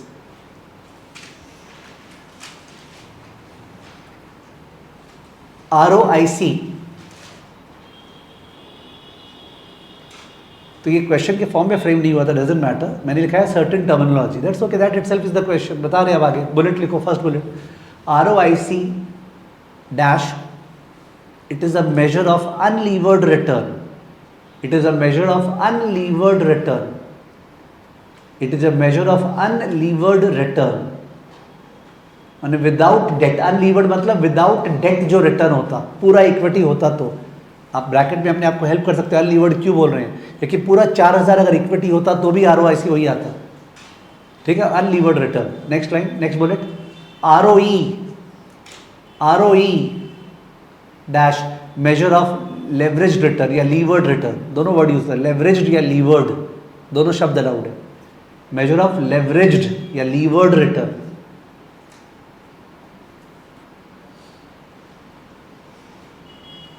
Okay, measure of leveraged और लीवर्ड रिटर्न, ठीक है, ROIC, ROE। Next question, question number 9। What are the various sources of capital for a company in order of preference? What are the various sources of capital for a company in order of preference? What are the various sources of capital for a company in order of preference? तो ये बोलना चाह रहा हूँ, क्या चाहोगे company कहाँ से पैसा उठाए? अगर बढ़िया कंपनी है तो वो प्लांट मशीनरी बेच के पैसा उठाए, या डेट और इक्विटी से पैसा उठाए, या इतना ज़्यादा कमाए, अर्न करे कि वो जो अर्न किया है वही वाला पैसा यूज़ कर पा रहा है बिजनेस में। Which is the most preferable? The first one plant machinery बेच के पैसा उठा रहा है, द सेकेंड वन डेट और इक्विटी से पैसा उठा रहा है, द थर्ड वन सा इतना ज़्यादा अर्न कर रहा है कि वही सफिशिएंट है to fund all the projects. Obvious है थर्ड वाला। तुम समझो ना, your parents are funding your education. मे भी हो सकता है किसी के पेरेंट लोन लेके एजुकेशन फंड कर रहे होंगे, या किसी के पेरेंट जो है कोई एसेट सेल किए होंगे। It doesn't happen in CFA, but somebody sending for higher education, वो अपना फ्लैट बेच रहा है, कुछ ऐसा कर रहा है for the purpose of sending abroad. Isn't that painful? The least painful would be जो अर्न कर रहे हैं उसी से एजुकेशन फंड कर पा रहे हैं, isn't it? It's very common sensical. CFO, what is CFO? CFO का फुल फॉर्म क्या है? Cash flow from operations. काश CFO इतना ज़्यादा हो कि we are able to fund operations. This would generally be true, सोच के बोलना, फॉर अ मेच्योर्ड फर्म या for a high growth firm. सोच के बोलना, एक मेच्योर्ड फर्म, मेच्योर्ड मतलब वो ग्रोथ फेज से गुजर चुका, ओके, स्टार्टअप था, ग्रोथ हुआ वगैरह वगैरह, अब मेच्योर्ड है, ठीक है। मेच्योर्ड फर्म के लिए CFO जनरली सफिशिएंट होगा, या हाई ग्रोथ फर्म के लिए CFO सफिशिएंट होगा? क्या लगता है? Matured firm. High growth firm मतलब क्या हो रहा है? उसमें इतना ज़्यादा इन्वेस्टमेंट्स चाहिए, ओके। डिक्सन जो सेमीकंडक्टर में सबसे बेस्ट फर्म है, डिक्सन, या अभी टाटा गया है सेमीकंडक्टर मैन्युफैक्चरिंग में, ये सब में इतना ज़्यादा कैपिटल इंटेंसिव है ना, you are rising at a great rate, you need to invest in new centres, new production facilities, so your CFO is not sufficient, okay, you have to borrow and you should borrow to fund that debt thing. मैंने आप इतना सारा, मैंने एक student है जो foreign courses भी कर रहा है, ये भी कर रहा है, वो भी, इतना पैसा चाहिए ना कि ultimately the family has to borrow. Understood? Matured मतलब वो ग्रोथ से गुजर चुका, अब उसके बिजनेस में ज्यादा ग्रोथ नहीं है, but the business is throwing cash cow, the business has become a cash cow, it's milking cash flow, but requirement is not there. So उस बिजनेस में क्या होता है? CFO becomes a self sufficient to finance, okay. Now that is not a great company to invest from the point of view of growth, because matured company में आपको growth नहीं मिलेगा, ग्रोथ नहीं मिलेगा। But from a diversification point of view, I would like to invest in startups, yes, I would like to invest in growth companies, yes, I would like to invest in mature companies also, okay, from a diversification point of view. But सबसे important चीज होता है invest at what price, at what price, valuation, जो अपने CFA का core spine है, कि we don't say that ये कंपनी कितना बढ़िया, क्या ग्रो कर रहा है, सा मार्वलस होने वाला है, सेमीकंडक्टर ये होने वाला है, वो होने वाला है, हम लोग ये सब चीज़ों से नहीं चमकते हैं। There could be a company the best of sector, best of business, best of management, best of promoters, best best best best best, but it's price में भी सुपर बेस्ट, और उसका दाम हो सकता है आकाश के भी ऊपर है। तो भाई हमको नहीं चाहिए वो, उसका दाम रीजनेबल होगा तो ही हम लोग उसको टच करेंगे। यानी सबसे पहला बात होता है what am I paying for the greatness. The greatness को be over hyped, understood, then the greatness is not worth it, but that's not a talk I can carry out right now. तो खैर मैं ये बोलना चाह रहा था, CFO generally most preferred है, CFF उसके बाद CFI। CFI is the worst thing. कोई कंपनी अगर प्लांट एंड मशीनरी बेच रहा है तो भाई धंधा किससे करेगा? Are you understanding? तो CFO, CFI, CFF। CFO में दो चीज आता है, एक तो आता है जो प्रॉफिट्स कमा रहे हैं, और दूसरा आता है अगर आपका नेगेटिव वर्किंग कैपिटल है या वर्किंग कैपिटल डिक्रीज हो रहा है। वर्किंग कैपिटल क्या हो रहा है? डिक्रीज। बिकॉज वर्किंग कैपिटल माने CA माइनस CL। तो CA अगर CL से ज्यादा है, CA 500 करोड़, CL 200 करोड़, तो 300 करोड़ तो अटका हुआ है ना। बट अगर CL 500 करोड़ है और CA 200 करोड़ है तो 300 crore is a source of finance, it is a source of finance. और काश वर्किंग कैपिटल कम हो, that means we are becoming more lean and fit. It's like working capital is how much heavy you are, okay. Less working capital is how much lean and fit you are. Of course you should not be starving for the purpose of lean and fit. वैसा भी नहीं हो जाए कि आप कुछ कर ही नहीं पा रहे हो in terms of having low working capital, ठीक है। तो सोर्सेज ऑफ कैपिटल में हम लोग ये देखते हैं कंपनी के स्टेज पे है, कंपनी कहाँ से पैसा रेज कर रही है। somebody is asking a doubt, I will share the doubt, yes।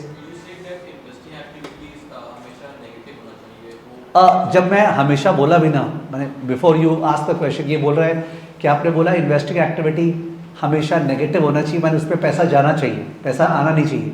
जब हम लोग इस तरह का हमेशा स्टेटमेंट पास करते भी है ना, तो पास करते समय भी हम लोग को एक्सेप्शंस याद आता है कोई चीज़ का, बट देन कितने सारे एक्सेप्शंस को बीच में बोलते रहे, अदरवाइज जो ट्रैक है वो लूज हो जाएगा ना। एनीवेज आप कंप्लीट कीजिए अपना डाउट।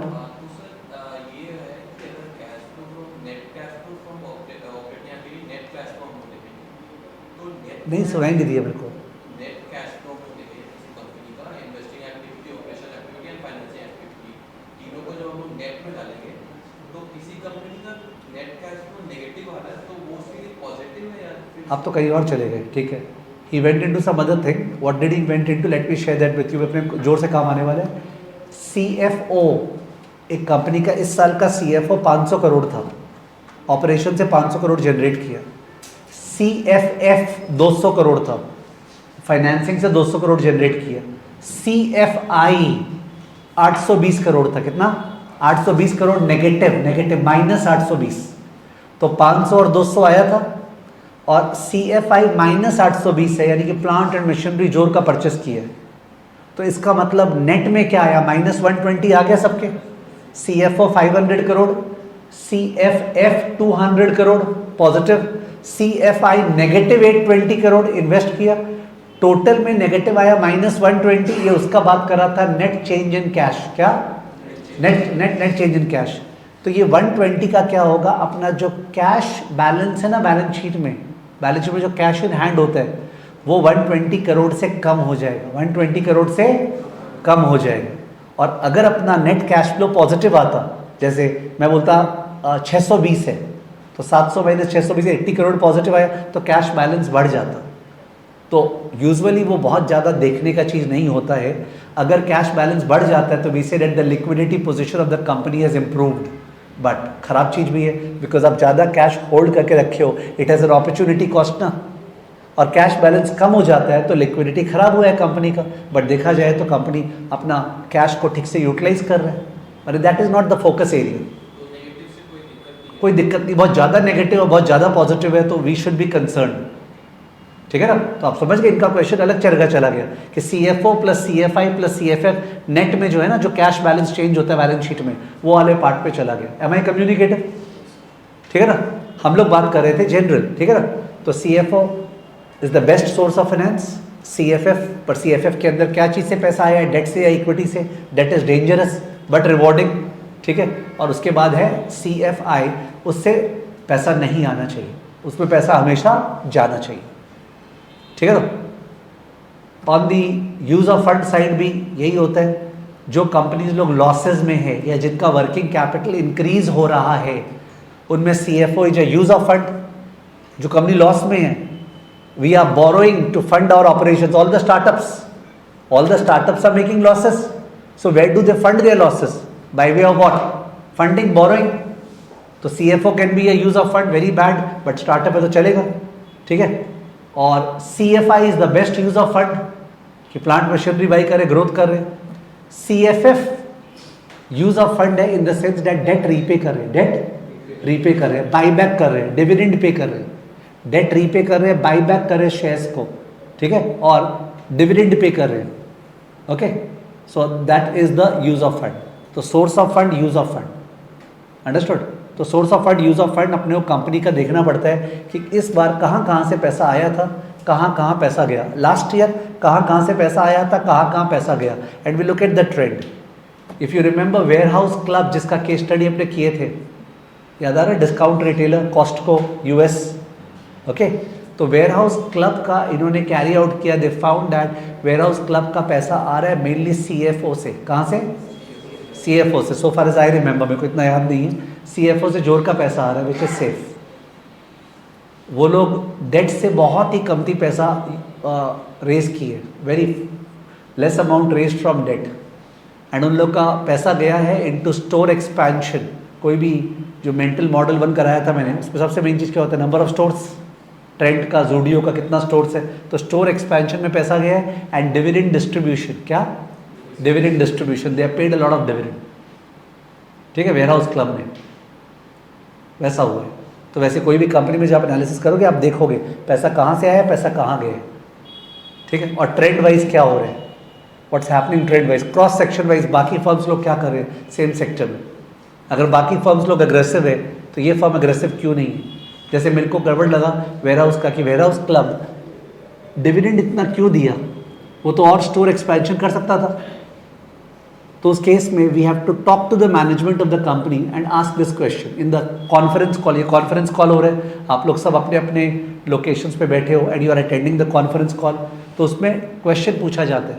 तो कोटक सिक्योरिटीज़ का this guy is asking why did you give so much of dividend when you could have gone for store expansion, और स्टोर एक्सपेंशन से आपका सेल्स बढ़ता, प्रॉफिट बढ़ता. तो in that case we look for the reply कि management क्या बोल रहे हैं. तो मैनेजमेंट अगर ये बोल रहा है किसी हम लोग स्टोर एक्सपेंशन कैलिब्रेटेड वे में करते हैं. जैसे मैं सपोज एक from a Calcutta point of view, एक ट्यूशन सेंटर यहाँ एल्गिन है, एक ट्यूशन सेंटर पार्क स्ट्रीट खोल लेते हैं, एक ट्यूशन सेंटर अलीपुर खोल लेते हैं, एक ट्यूशन सेंटर अपने ये खोल लेते हैं. तो क्या होगा, अल्टीमेटली स्टूडेंट्स बढ़ेंगे थोड़ी. वही स्टूडेंट जो मे बी बड़ा बाजार में रहता है वहाँ आने लग जाएगा. तो they will have to see ना कि स्टोर्स फालतू का एक्सपैंड नहीं कर दे. We will have to see that हम लोग का वो स्टोर एक्सपेंशन से ऐसा तो नहीं कि कैनिबलाइजेशन होगा. मैंने वर्ड पहले भी यूज़ किया था, कैनिबलाइजेशन, यानी कि उससे एक स्टोर दूसरे स्टोर का सेल्स ईट कर रहा है, सेल्स बढ़ रहा नहीं है. Are you understanding? So they will have to give such a reply. So sources of capital, uses of capital. बोलते जाना please. Asset disposal is a source of capital और use of capital? Source of capital. CFO और CFI और CFF. CFO और CFI और CFF. Asset disposal is a source of capital बोला सबने. And CFO और CFI और CFF. CFI. ठीक है ना. Date repayment is what? Debt repayment is a use of capital. Under which category? CFF. Dividend payment is a use of capital. Under what? CFF. ठीक है, CFF dividend repayment is a use of capital. Increase in working capital, CA minus CL बढ़ गया, it is a source or a use. Increase in working capital, CA minus CL में 500 minus 200 300 अटका हुआ था, अब 330 है, तो 30 करोड़ और अटक रहा है. Increase in working capital is a use of capital. What is it? Use. Decrease in working capital is a source. It's a part of CFO. ठीक है ना. We would like to check that. ठीक है ना. चलो लिखो क्या लिखे अपने point. Question number 9. Question number 9 में कुछ लिखा था क्या heading? What are the various source of capital in the preference, है ना. तो लिखना फर्स्ट प्रेफरेंस. तो फर्स्ट प्रेफरेंस के अंदर लिखो CFO including decrease in working capital. CFO including decrease in working capital. Okay, CFO including decrease in working capital. Next second bullet. 5 minutes you have to suffer that. वो लोग का कोई important meeting चल रहा है तो जो आवाज़ आ रहा है, I can't ask them to stop, हाँ, in case you are getting disturbed. Okay. Second preference. So second preference is CFF, that is raising funds via debt and equity. Raising funds via debt and equity. Okay, issue of debentures, issue of equity shares, issue of preference shares. Yes, sir. Raising funds via debt and equity. Debt and equity. Third preference. Third preference, asset disposal. Third preference, asset disposal. Asset disposal. Dash falls under CFI. Dash falls under CFI. Falls under CFI. Dot cause for concern. Cause for concern. कोई company asset disposal कर रहा है तो analyst should be little bit cautious कि ये क्या हो रहा है कंपनी में. Cause for concern. ठीक है. एक्सेप्शन क्या होता है, जैसे कंपनी बहुत सारे एक्टिविटीज़ में चला गया था, एक्स एक्टिविटी, वाई एक्टिविटी, अब कुछ एक्टिविटी उसके स्ट्रैटेजिकली फिट नहीं कर रहे हैं, it doesn't fit in the long term horizon, तो company decides to divest a particular business. पर company decides to divest a particular business, एक पर्टिकुलर बिजनेस को अपने शेल्व ऑफ करते हैं तो उससे पैसा आता है उस साल, that is not bad. So you can't just look at badness by prima facie. What did it sell, why did it sell, and then talking to the management of the company. ठीक है. तो okay, so student is asking mergers and acquisition CFI का part हुआ क्या? It is CFI का part. It is the biggest form of investment, outflow of funds. तो अचानक से स्टूडेंट क्वेश्चन पूछ रहा है, जावेरी वंश, इक्विटी क्लास 8 का लेक्चर नोट्स अभी तक शेयर नहीं हुआ है. Okay, so there is a student in our class called Vivek Mangla. He has been sharing the class notes of this thing, but he is now appearing in November 25. तो कब तक service देगा? तो अकॉर्डिंगली लोगों से रिक्वेस्ट है कि जिनका हैंड राइटिंग अच्छा है, रेगुलरली क्लास करते हैं, they can start sharing the notes on Telegram. Okay, class का. And if you think you will be discipline, and this could be an alibi. जैसे विवेक डिसिप्लिन नहीं था, फिर मैंने एक दिन बोला, विवेक अगर तुम नहीं दोगे तो हम लोग किसी और से लेंगे. ही मेट मी इन दिल्ली. तो इसे जिस दिन आपने ये बात बोला ना, मैं उस दिन से सोचा क्लास तो कोई हालत में मिस नहीं करूँगा. Whatever motivates people, you no.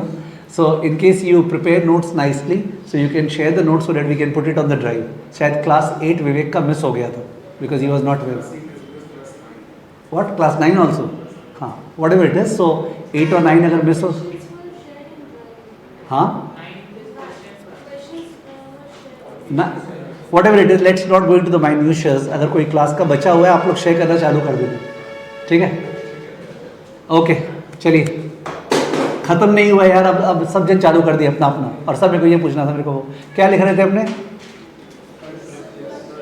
Third वाला था एसेट डिस्पोजल. ठीक है. उसके बाद next question number 10. Question number 10, what are the various uses of capital? What are the various uses of capital in the order of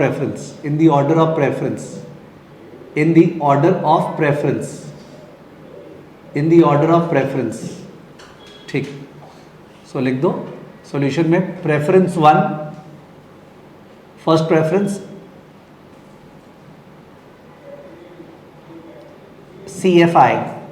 CFI dash acquisition of other companies or acquisition of long-lived assets.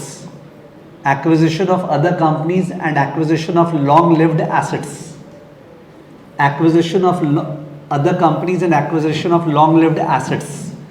इसमें आप के साथ वो word share कर दूँ. एक होता है ऑर्गेनिक एक्सपेंशन, एक होता है इनऑर्गेनिक एक्सपेंशन. एक फर्म एक्सपैंड कर रहा है, बड़ा हो रहा है. एक होता है ऑर्गेनिकली, एक होता है इनऑर्गेनिकली. शायद आप खुद जज कर पाओगे कौन सा इनऑर्गेनिक है। खुद नया सीमेंट प्लांट साउथ इंडिया में बैठा रहे हैं, एक ईस्टर्न कंपनी है, वो साउथ इंडिया में एक नया सीमेंट प्लांट बैठा रहा है, स्टोरी नंबर 1। स्टोरी नंबर 2, एक साउथ इंडिया में एक सीमेंट कंपनी है, उसको अक्वायर कर रहा है। दोनों में से which one is inorganic? Second वाला। यू कैन अंडरस्टैंड, जब आप ग्रो करते हो by acquiring other firms, that is inorganic. जब आप ग्रो करते हो by building capacity yourself, that is what? Organic. Organic में ज़्यादा टाइम लगता है, इनऑर्गेनिक फटाफट होता है। But acquisition always takes place at a premium, at a premium.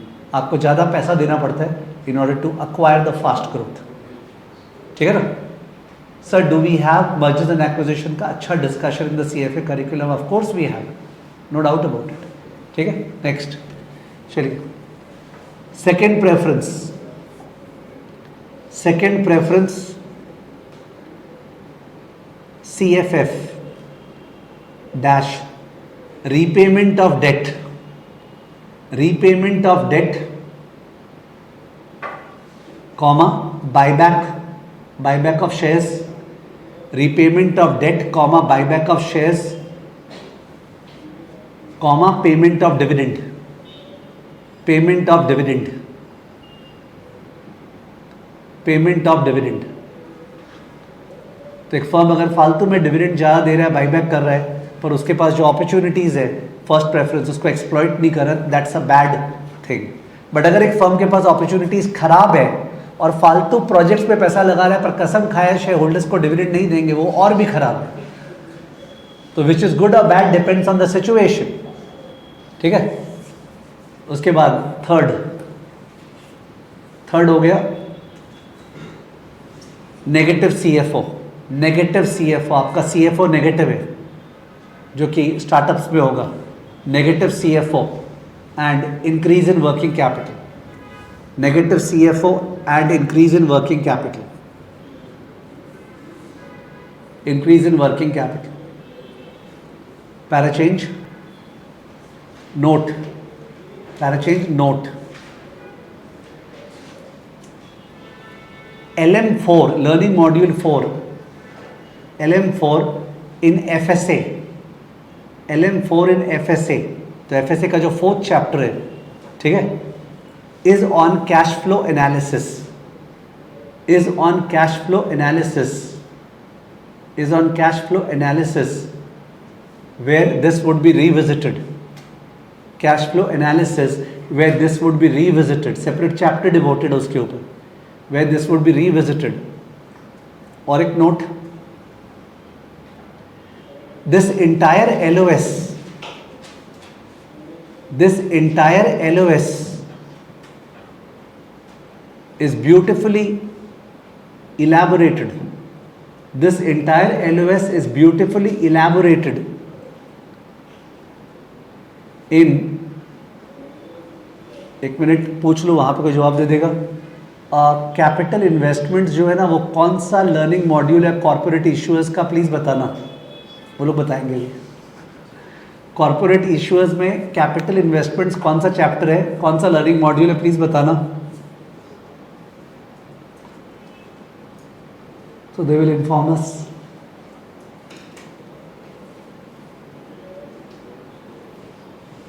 Okay, आ गया जवाब। LM5 लिख दो। इन LM5, in LM5 of corporate issuers, LM5 of corporate issuers, full stop। उसी में लिखना, please do this chapter right away, please do this chapter right away। तो अगस्त 26, मई 26 हो सकता है ये चैप्टर है नहीं, I don't know, I have to check, तो मैं ये एक्सेस दे दूंगा। ठीक है ना, please do this chapter right away. Okay, now there are around 10-12 questions जो अपने कर रहे हैं, and I am very sure आप लोग बहुत ज़्यादा क्वेश्चंस राइट कर पाओगे।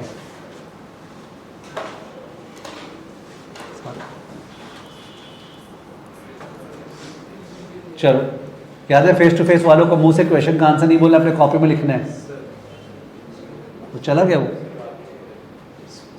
बोलो एक बार, नॉक करो वहाँ पे, नॉक कर दो केवल कांच को। जस्ट 1 सेकेंड हम लोग रुके हुए हैं, यहाँ पे टेलीविजन में कुछ इशू आया है।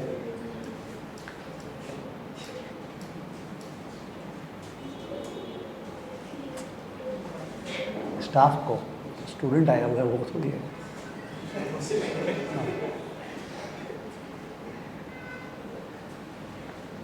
क्वेश्चन नंबर 1 वैसे जो है, सुन लो आप लोग, वहाँ पे आंसर आ गए। विच ऑफ द फॉलोइंग, सुनो प्लीज जिन लोगों को टेलीविजन दिख रहा नहीं है, which of the following is considered a source of capital for a firm, यही वाला एलओएस अभी जो किए, source of capital. A positive net working capital, B acquisition of another firm, C negative net working capital. किससे पैसा आ रहा है? Negative net working capital. तो ऑप्शन नंबर सी है ना, सूरज कुमार गुप्ता ने आंसर नंबर ए दिया है। नहीं, वो मिस्टेक शुरू में यहाँ पे भी हुआ था, बिकॉज क्या होता है ना, वो सोचते कैपिटल, पॉजिटिव कैपिटल आया, पॉजिटिव नेट वर्किंग कैपिटल मैंने सी ए माइनस सी एल में पैसा अटक रहा है। ठीक है, मिस्टेक हो गया होगा सूरज आपसे, but it was discussed. Answer is C. Question number 2, which is the primary objective for a company when it invest capital from its investors? क्या ऑब्जेक्टिव है कंपनी का जब पैसे को लगा रहा है? दिख गया होगा answer. Answer is what? Option number B, जो आज चिल्ला चिल्ला के बोलते गए, success, ROIC greater than what? KC, to earn returns that exceed the investors required rate of return. ये जो लैंग्वेज है ऑप्शन नंबर बी में, this language can be interpreted in 2 ways. एक इंटरप्रिटेशन हुआ ROIC ग्रेटर देन KC, दूसरा ROE greater than KE। दोनों language correct है। Investors बोल दिया ना, if you are looking at all the investors it's ROIC, if you are looking at equity only it's what? ROE. You got to earn more than what they require. Option number B, definition of success। माने ये जो है ना, तो sir क्या market share increase करना objective नहीं होता है कंपनी का? Of course market share company को इंक्रीज करना चाहिए, but in the context of capital investment ये ऑब्जेक्टिव नहीं है। समझ गया? क्या सर लेवरेज कम करना अच्छी बात नहीं है क्या? अच्छी बात क्या क्या है ये थोड़ी पूछा है मॉरल साइंस। अब यहां बोलता है you should always speak the truth,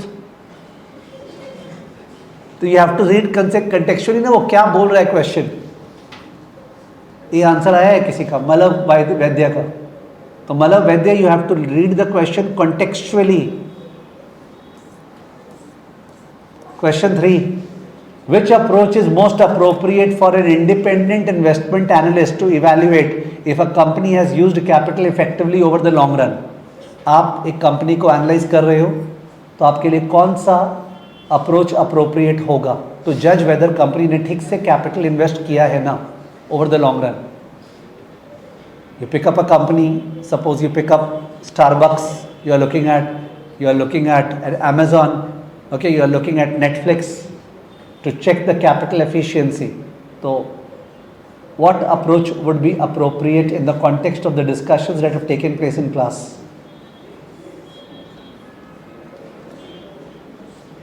effectively word है, the company has used capital effectively over the long run. मैंने इफेक्टिवनेस वर्ड लिखा है आज, आई थिंक आज क्वेश्चंस पे इफेक्टिवनेस वर्ड लिखा है।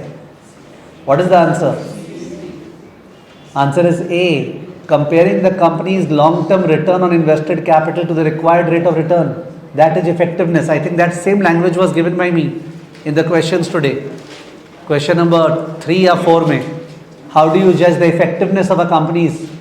है ना मेरा question? There is only one way to check the effectiveness, that is ROIC greater than what? KC, that's the effectiveness. तो सर फिर सी भी तो आप बोले थे, सी मैंने बोला था to check the risk involve in the capital structure. क्या था? चेक कर लो, to check the risk involve. How will you assess the risk involve in capital structure? That was C. Multiple choice ये नहीं चल रहा है, सर ने आज क्या क्या बोला था और चेक करे ऑप्शंस में, that is not the question. C was to assess the risk in the capital structure. A was to judge the effectiveness of the firm's capital investments. Or B, why B is not the answer? Why B is not the answer? Because you are an insider of the company, outsider. Outsider, you don't have access to the individual projects.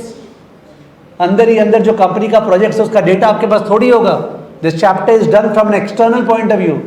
We are looking at different companies as an analyst. I can meet the management, वो possible है, but मेरे को अंदर का सारा चीज नहीं पता चलेगा project wise. Not possible. That's possible if you are working inside the company as a project manager. तो B would have been the best, possible हो पाता तो, बट वो पॉसिबल नहीं हो पाता. A was the answer. Question 4. A key measure of capital structure risk. Risk आ गया. A key measure of capital structure risk is DFL. This measure is determined by DFL. किसकी वजह से होता है? Fixed financing cost. किसकी वजह से? Fixed financing cost. DFL results from fixed financing cost. Option number B. Fixed financing cost. बहुत सारे स्टूडेंट क्या करेंगे, ऑप्शन नंबर सी मार्क करेंगे, बिकॉज तीनों में से अलग टाइप का लग रहा है. ये मैंने देखा है, फितूर चढ़ता है कि क्वेश्चन चल रहा है which is the odd one out. C is the odd one out. Next question number 5. A firm's unlevered returns किए अपने is measured by ROIC. ROIC is the unlevered return, ROE is the levered return. Leverage के कारण equity में क्या impact आया, अपने date use कर लिए तब जाके इक्विटी में क्या इंपैक्ट आया. इक्विटी में जो इंपैक्ट आया वो लेवरेज के बाद आया इंपैक्ट. ठीक है. Unlevered return. Option number A. Which of the following is considered a use of capital for a company. Use of capital, पैसा गया. C capital expenditure. Debt issuance का मतलब क्या होता है, डिवेंचर इशू करना, बॉन्ड इशू करना, पैसा रेज करना. Equity issuance, debt issuance. Asset disposal, plant and machinery बेचना, वो तो सोर्स ऑफ फंड है. Use of capital is capital expenditure. ठीक है. Purchase of plant and all. A key risk related to company's capital structure can be measured using. How will you measure the risk of capital structure? Credit ratings लिखे थे हम लोग 3 तरह से. Credit rating के help से, debt equity ratio, ये सब के हेल्प से, DFL के हेल्प से. Credit ratings. EPS is a measure of profitability. EPS is a measure of profitability. Dividend payout ratio shows the company's dividend policy. What policy? Dividend policy. Company कितना dividend देता है, जो कमाता है उस पे से. Answer is A, companies credit rating. मलव वैद्य को EPS बहुत अच्छा लगा, वो EPS आंसर दे रहे हैं. माने मलव तुम्हारे लिए क्या चल रहा है बता रहा हूँ, कौन सा अच्छा लग रहा है देख के तीनों ऑप्शन में. ऊपर क्या बोला उससे कोई मतलब नहीं है, क्लास पे क्या डिस्कस किया उससे कोई भी मतलब नहीं है. Degree of financial leverage measures the sensitivity of net income to changes in operating income. Sensitivity of net income to changes in operating income.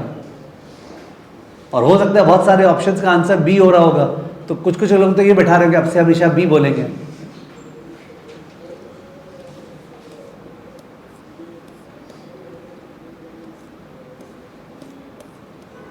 Question 9. Which of the following is not listed as a way to measure risk related to a company's capital structure? क्या चीज से risk measure नहीं होता है, जो odd one out है, मतलब जो एक तरह से आपने नहीं सुना होगा पर आपको पता है ए से मेजर होता है, बी से मेजर होता है, किससे मेजर नहीं होता है, C. Asset turnover. Asset turnover. Asset turnover जो है ना, उसका मतलब ये क्लासरूम में मैं इन्वेस्ट कर रखा हूँ, इससे मैं कितना सेल्स कर पा रहा हूँ, that is asset turnover. Same asset से कितना सेल्स कर पा रहे हो, sales by asset. What is it? Sales by asset. That shows the efficiency of asset management. Company asset utilization कितने बढ़िया से कर रहे हैं. कई बार स्टूडेंट लोग बोलते हैं ना, सर मैं पढ़ने बैठती हूँ ना तो मैं एक पेज में ही रहती हूँ और मेरा 4 घंटा बीत जाता है. That shows low asset turnover. Asset turnover आपके लिए क्या हो गया कि आप कितना कवर करते हो with in a certain time span. क्या दिमाग चल रहा था, उस दिन हम बैठे 50 क्वेश्चन कर दिए 1 घंटे में एकदम बढ़िया से. That's your asset turnover. ठीक है. The coverage that you do of course without sacrificing your this thing. Asset turnover. तो answer is asset turnover is not a measure of risk. The main difference between OL and FL is that operating leverage और financial leverage में कौन सा option difference बता रहा है. तो first option wrong है, DFL determined by fixed operating cost, wrong. DFL determined by financing cost while operating leverage determined by fixed operating cost. Answer is what? B. How does financial leverage influence return?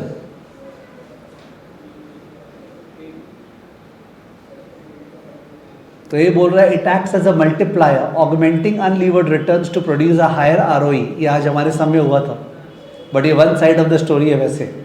मतलब it often acts as dampening the return on equity. अगर ROIC is less than KC, ROE बहुत ही खराब हो जाएगा. B देखते हैं, it decreased unlevered returns to produce a lower ROE, decreases. तो ऐसा भी करते हैं. It is used to calculate unlevered returns. Very very strange question. I don't know ये क्वेश्चन इंस्टीट्यूट का है क्या, because English language wise A ज़्यादा बेटरली फ्रेम्ड है. It acts as a multiplier. But B जो है ना, it decreases unlevered return to produce a lower ROE. This is also true. In our situation today, अगर मैं ROIC less than KC देता ना, तो अपना ROE पैथेटिक आता, क्योंकि डेट को तो उतना देना ही पड़ेगा, तो ROE और ज़्यादा गिर जाते हैं. तो I think I will readjust this question when I will share this upload on the drive. तो मैं इस क्वेश्चन को चेंज करूँगा, ठीक है, not properly framed. Question number 12, which of the following would be considered a use of capital?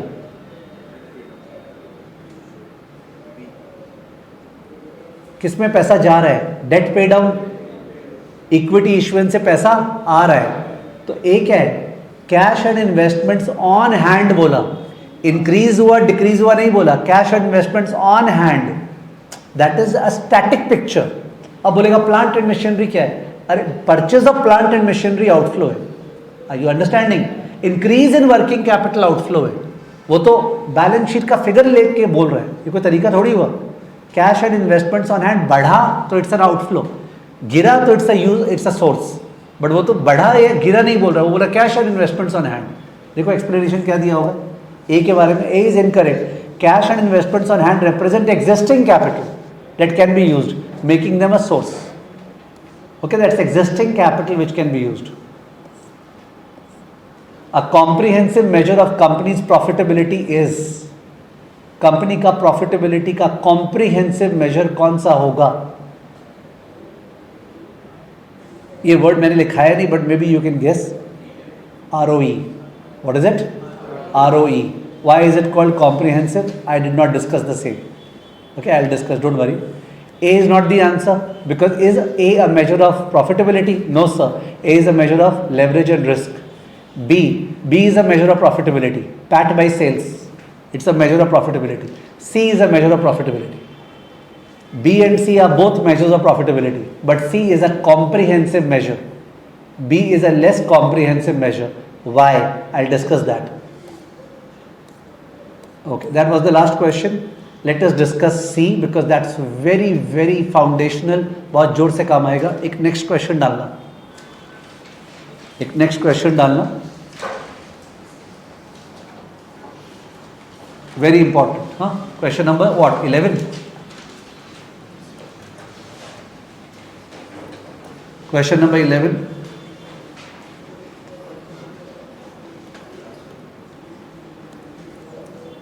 Why is ROE considered as the most comprehensive measure of profitability?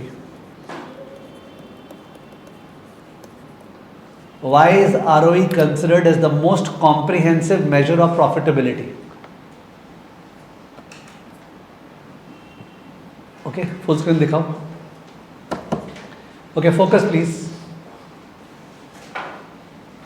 सबसे पहले हम देखना चाहेंगे कंपनी का ओनर्स कितना पैसा लगा रखा है, एंड कंपनी जो बिजनेस कर रहा है वो कितना टाइम से. क्या इसके बारे में आज बात हुआ था? कंपनी का ओनर्स कितना पैसा लगा रखा है एंड कंपनी जो बिजनेस कर रहा है उसका कितना टाइम्स है, क्या इसका बात आज हुआ था? Yes. What was that ratio? A by E. What was that ratio? A by E. I hope you remember. 3000 crore का इक्विटी है, चल रहा है वो स्क्रीन, 3,000 करोड़ का इक्विटी है एंड 6,000 करोड़ का एसेट्स है, तो we are doing business equal to 2 times owned fund. How many times? 2 times owned fund. Okay, all the live batch students, are you able to hear? Because there was some interruption in the electricity. Aditya, Malav, Harshita. So I was saying that equity कितना है अपना और कितना business कर रहे हैं, that is called A by E. A by E. It is an amplifier. What is it? अब दूसरा चीज क्या होता है? ओके सर, आप 3,000 करोड़ का इक्विटी है और 6,000 करोड़ का आप बिजनेस कर रहे हैं, एसेट्स. अब है वो 6,000 करोड़ से आप सेल्स कितना कर रहे हैं? क्या सेल्स कितना कर रहे हैं? 6,000 करोड़ जो एसेट्स है ना, उससे अपने सेल्स कितना कर रहे हैं? क्या कितना कर रहे हैं? सेल्स. वो अभी किए थे रेशियो एसेट टर्नओवर. क्या? Asset turnover. Suppose 4 times 24,000 crore का सेल्स कर रहे हैं. 6,000 करोड़ से 24,000 करोड़ का सेल्स कर रहे हैं. तीसरा चीज, जो सेल्स कर रहे हैं वो सेल्स करने में कॉस्ट लग रहा होगा क्या? Yes. Cost of goods sold, SG&A, interest. वो कर कुरा के सब प्रॉफिट कितना कमा रहे हैं? क्या कितना कमा रहे हैं? Profit. That's net profit margin. What is that? Net profit margin. 3 चीज बोला. तुम फंड, इक्विटी फंड्स कितना लगा रखे हो, उससे कितना गुना, माने कितना बड़ा बिजनेस कर रहे हो. एसेट्स, एसेट्स से सेल्स कितना कर रहे हो और सेल्स से प्रॉफिट क्या कमा रहे हो. ये 3 चीज इंपॉर्टेंट है. ये 3 चीज को बोलते हैं DuPont analysis. What analysis? Okay, this is a company DuPont, okay, leather company, which carried out a detailed analysis of ROE, which said that ROE is equal to, sunna, PAT by sales into sales by asset into asset by net worth. PAT by sales हुआ net profit margin. मैं cell से क्या कमाता हूँ? दूसरा, मैं sales के लिए कितना एसेट लगा रखा हूँ, सेल्स बाय एसेट. तीसरा, मैं एसेट्स में खुद का फंड्स कितना यूज कर रहा हूँ, asset by equity. PAT by sales into sales by asset, sales sales cut into asset by equity, asset asset cut, बचा क्या? PAT by equity. That's called DuPont analysis. Okay, DuPont analysis. दूसरे places में FSA के अंदर DuPont पे आधा 1 घंटा spend करके डिस्कशन किया हुआ है, तो यहाँ पे 1 घंटा डिस्कशन नहीं करेंगे. अपने आइडिया बता रहा हूँ, यहाँ पे है भी नहीं कवर्ड. ठीक है, you will have to wait for it to be revisited later on. Correct? Let's write down.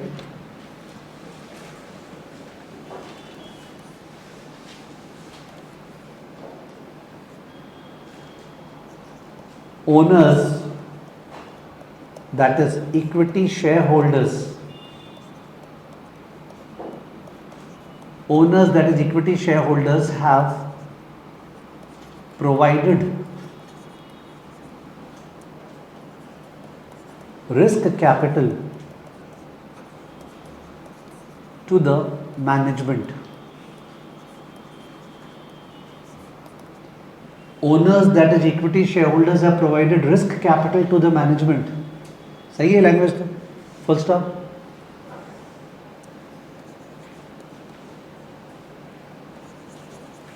How efficiently, नहीं, how effectively has management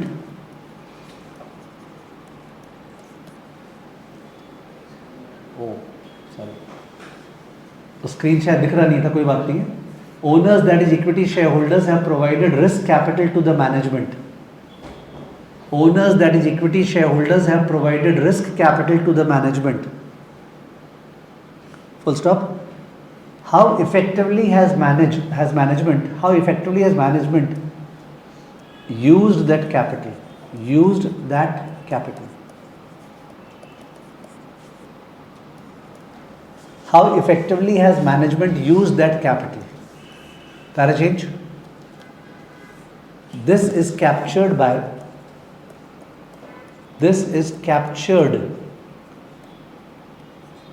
by ROE, return on equity.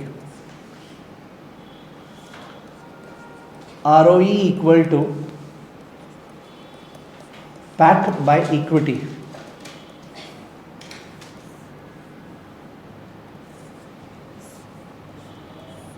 इसको ब्रेक कर रहे इनटू पैट बाय सेल्स, यानी तुम sales पे कितना profit कमा रहे हैं into sales by assets. Sales करने के लिए कितना एसेट्स यूज कर रहे हैं, into assets divide by equity, assets divide by equity. ठीक है, कि डेट कितना यूज कर रहे हैं।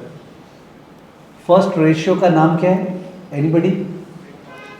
पैट बाय सेल्स का नाम क्या है, what is this ratio? Net profit margin. Net profit margin, इसलिए कॉम्प्रिहेंसिव मेजर नहीं है ना, कॉम्प्रिहेंसिव तो तीनों मिला के हुआ। आप कॉम्प्रिहेंसिव सब्जेक्ट क्यों नहीं बोल रहे इसको, because it is just measuring the sales का प्रॉफिट। इस रेशियो का नाम क्या आप लोग को पता है?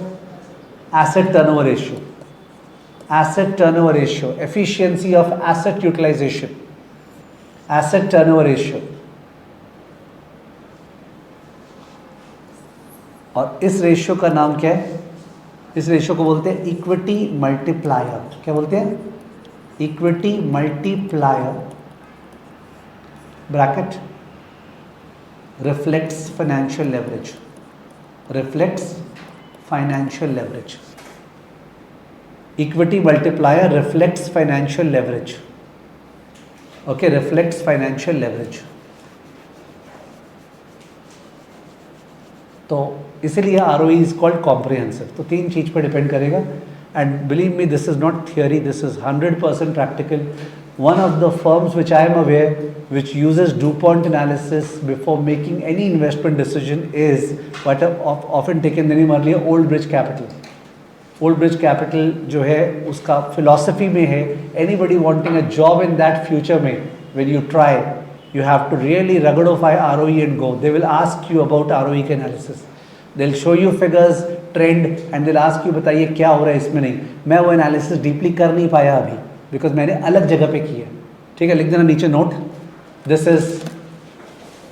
Is elaborated in equity classes, this is elaborated in equity classes, this is elaborated in equity classes. ठीक है, ओके, सो वेरी इंपॉर्टेंट, अपना ये चैप्टर खत्म हुआ। ठीक है, दिस चैप्टर इज ओवर। इसमें एक लीजो मार्केट प्लेस करके और एक कंपनी था, उसका मैं शायद नेक्स्ट चैप्टर बता दूंगा, उसके बारे में केस स्टडी था। एंड कुछ DFL का एक्सेल शीट यूज़ करूंगा, मैं दूंगा आप लोग को। एंड अपने मंडे से नेक्स्ट टॉपिक स्टार्ट है, मंडे से नेक्स्ट टॉपिक, जिसका कोई बैकलॉग किसी का नहीं है, एनीबडी कैन स्टार्ट। जिसका बैकलॉग क्रिएट हो गया, देखिए नाउ स्टार्ट। ओके, मंडे से फिक्स्ड इनकम स्टार्ट हो रहा है। क्या स्टार्ट हो रहा है? Fixed income. So it is new for everyone. First chapter LM1 fixed income. ठीक है, मंडे से anybody can join। जो बीच में बैकलॉग रह गया, ब्रेक हो गया, they can now start। ठीक है, Monday fixed income. Okay, see you.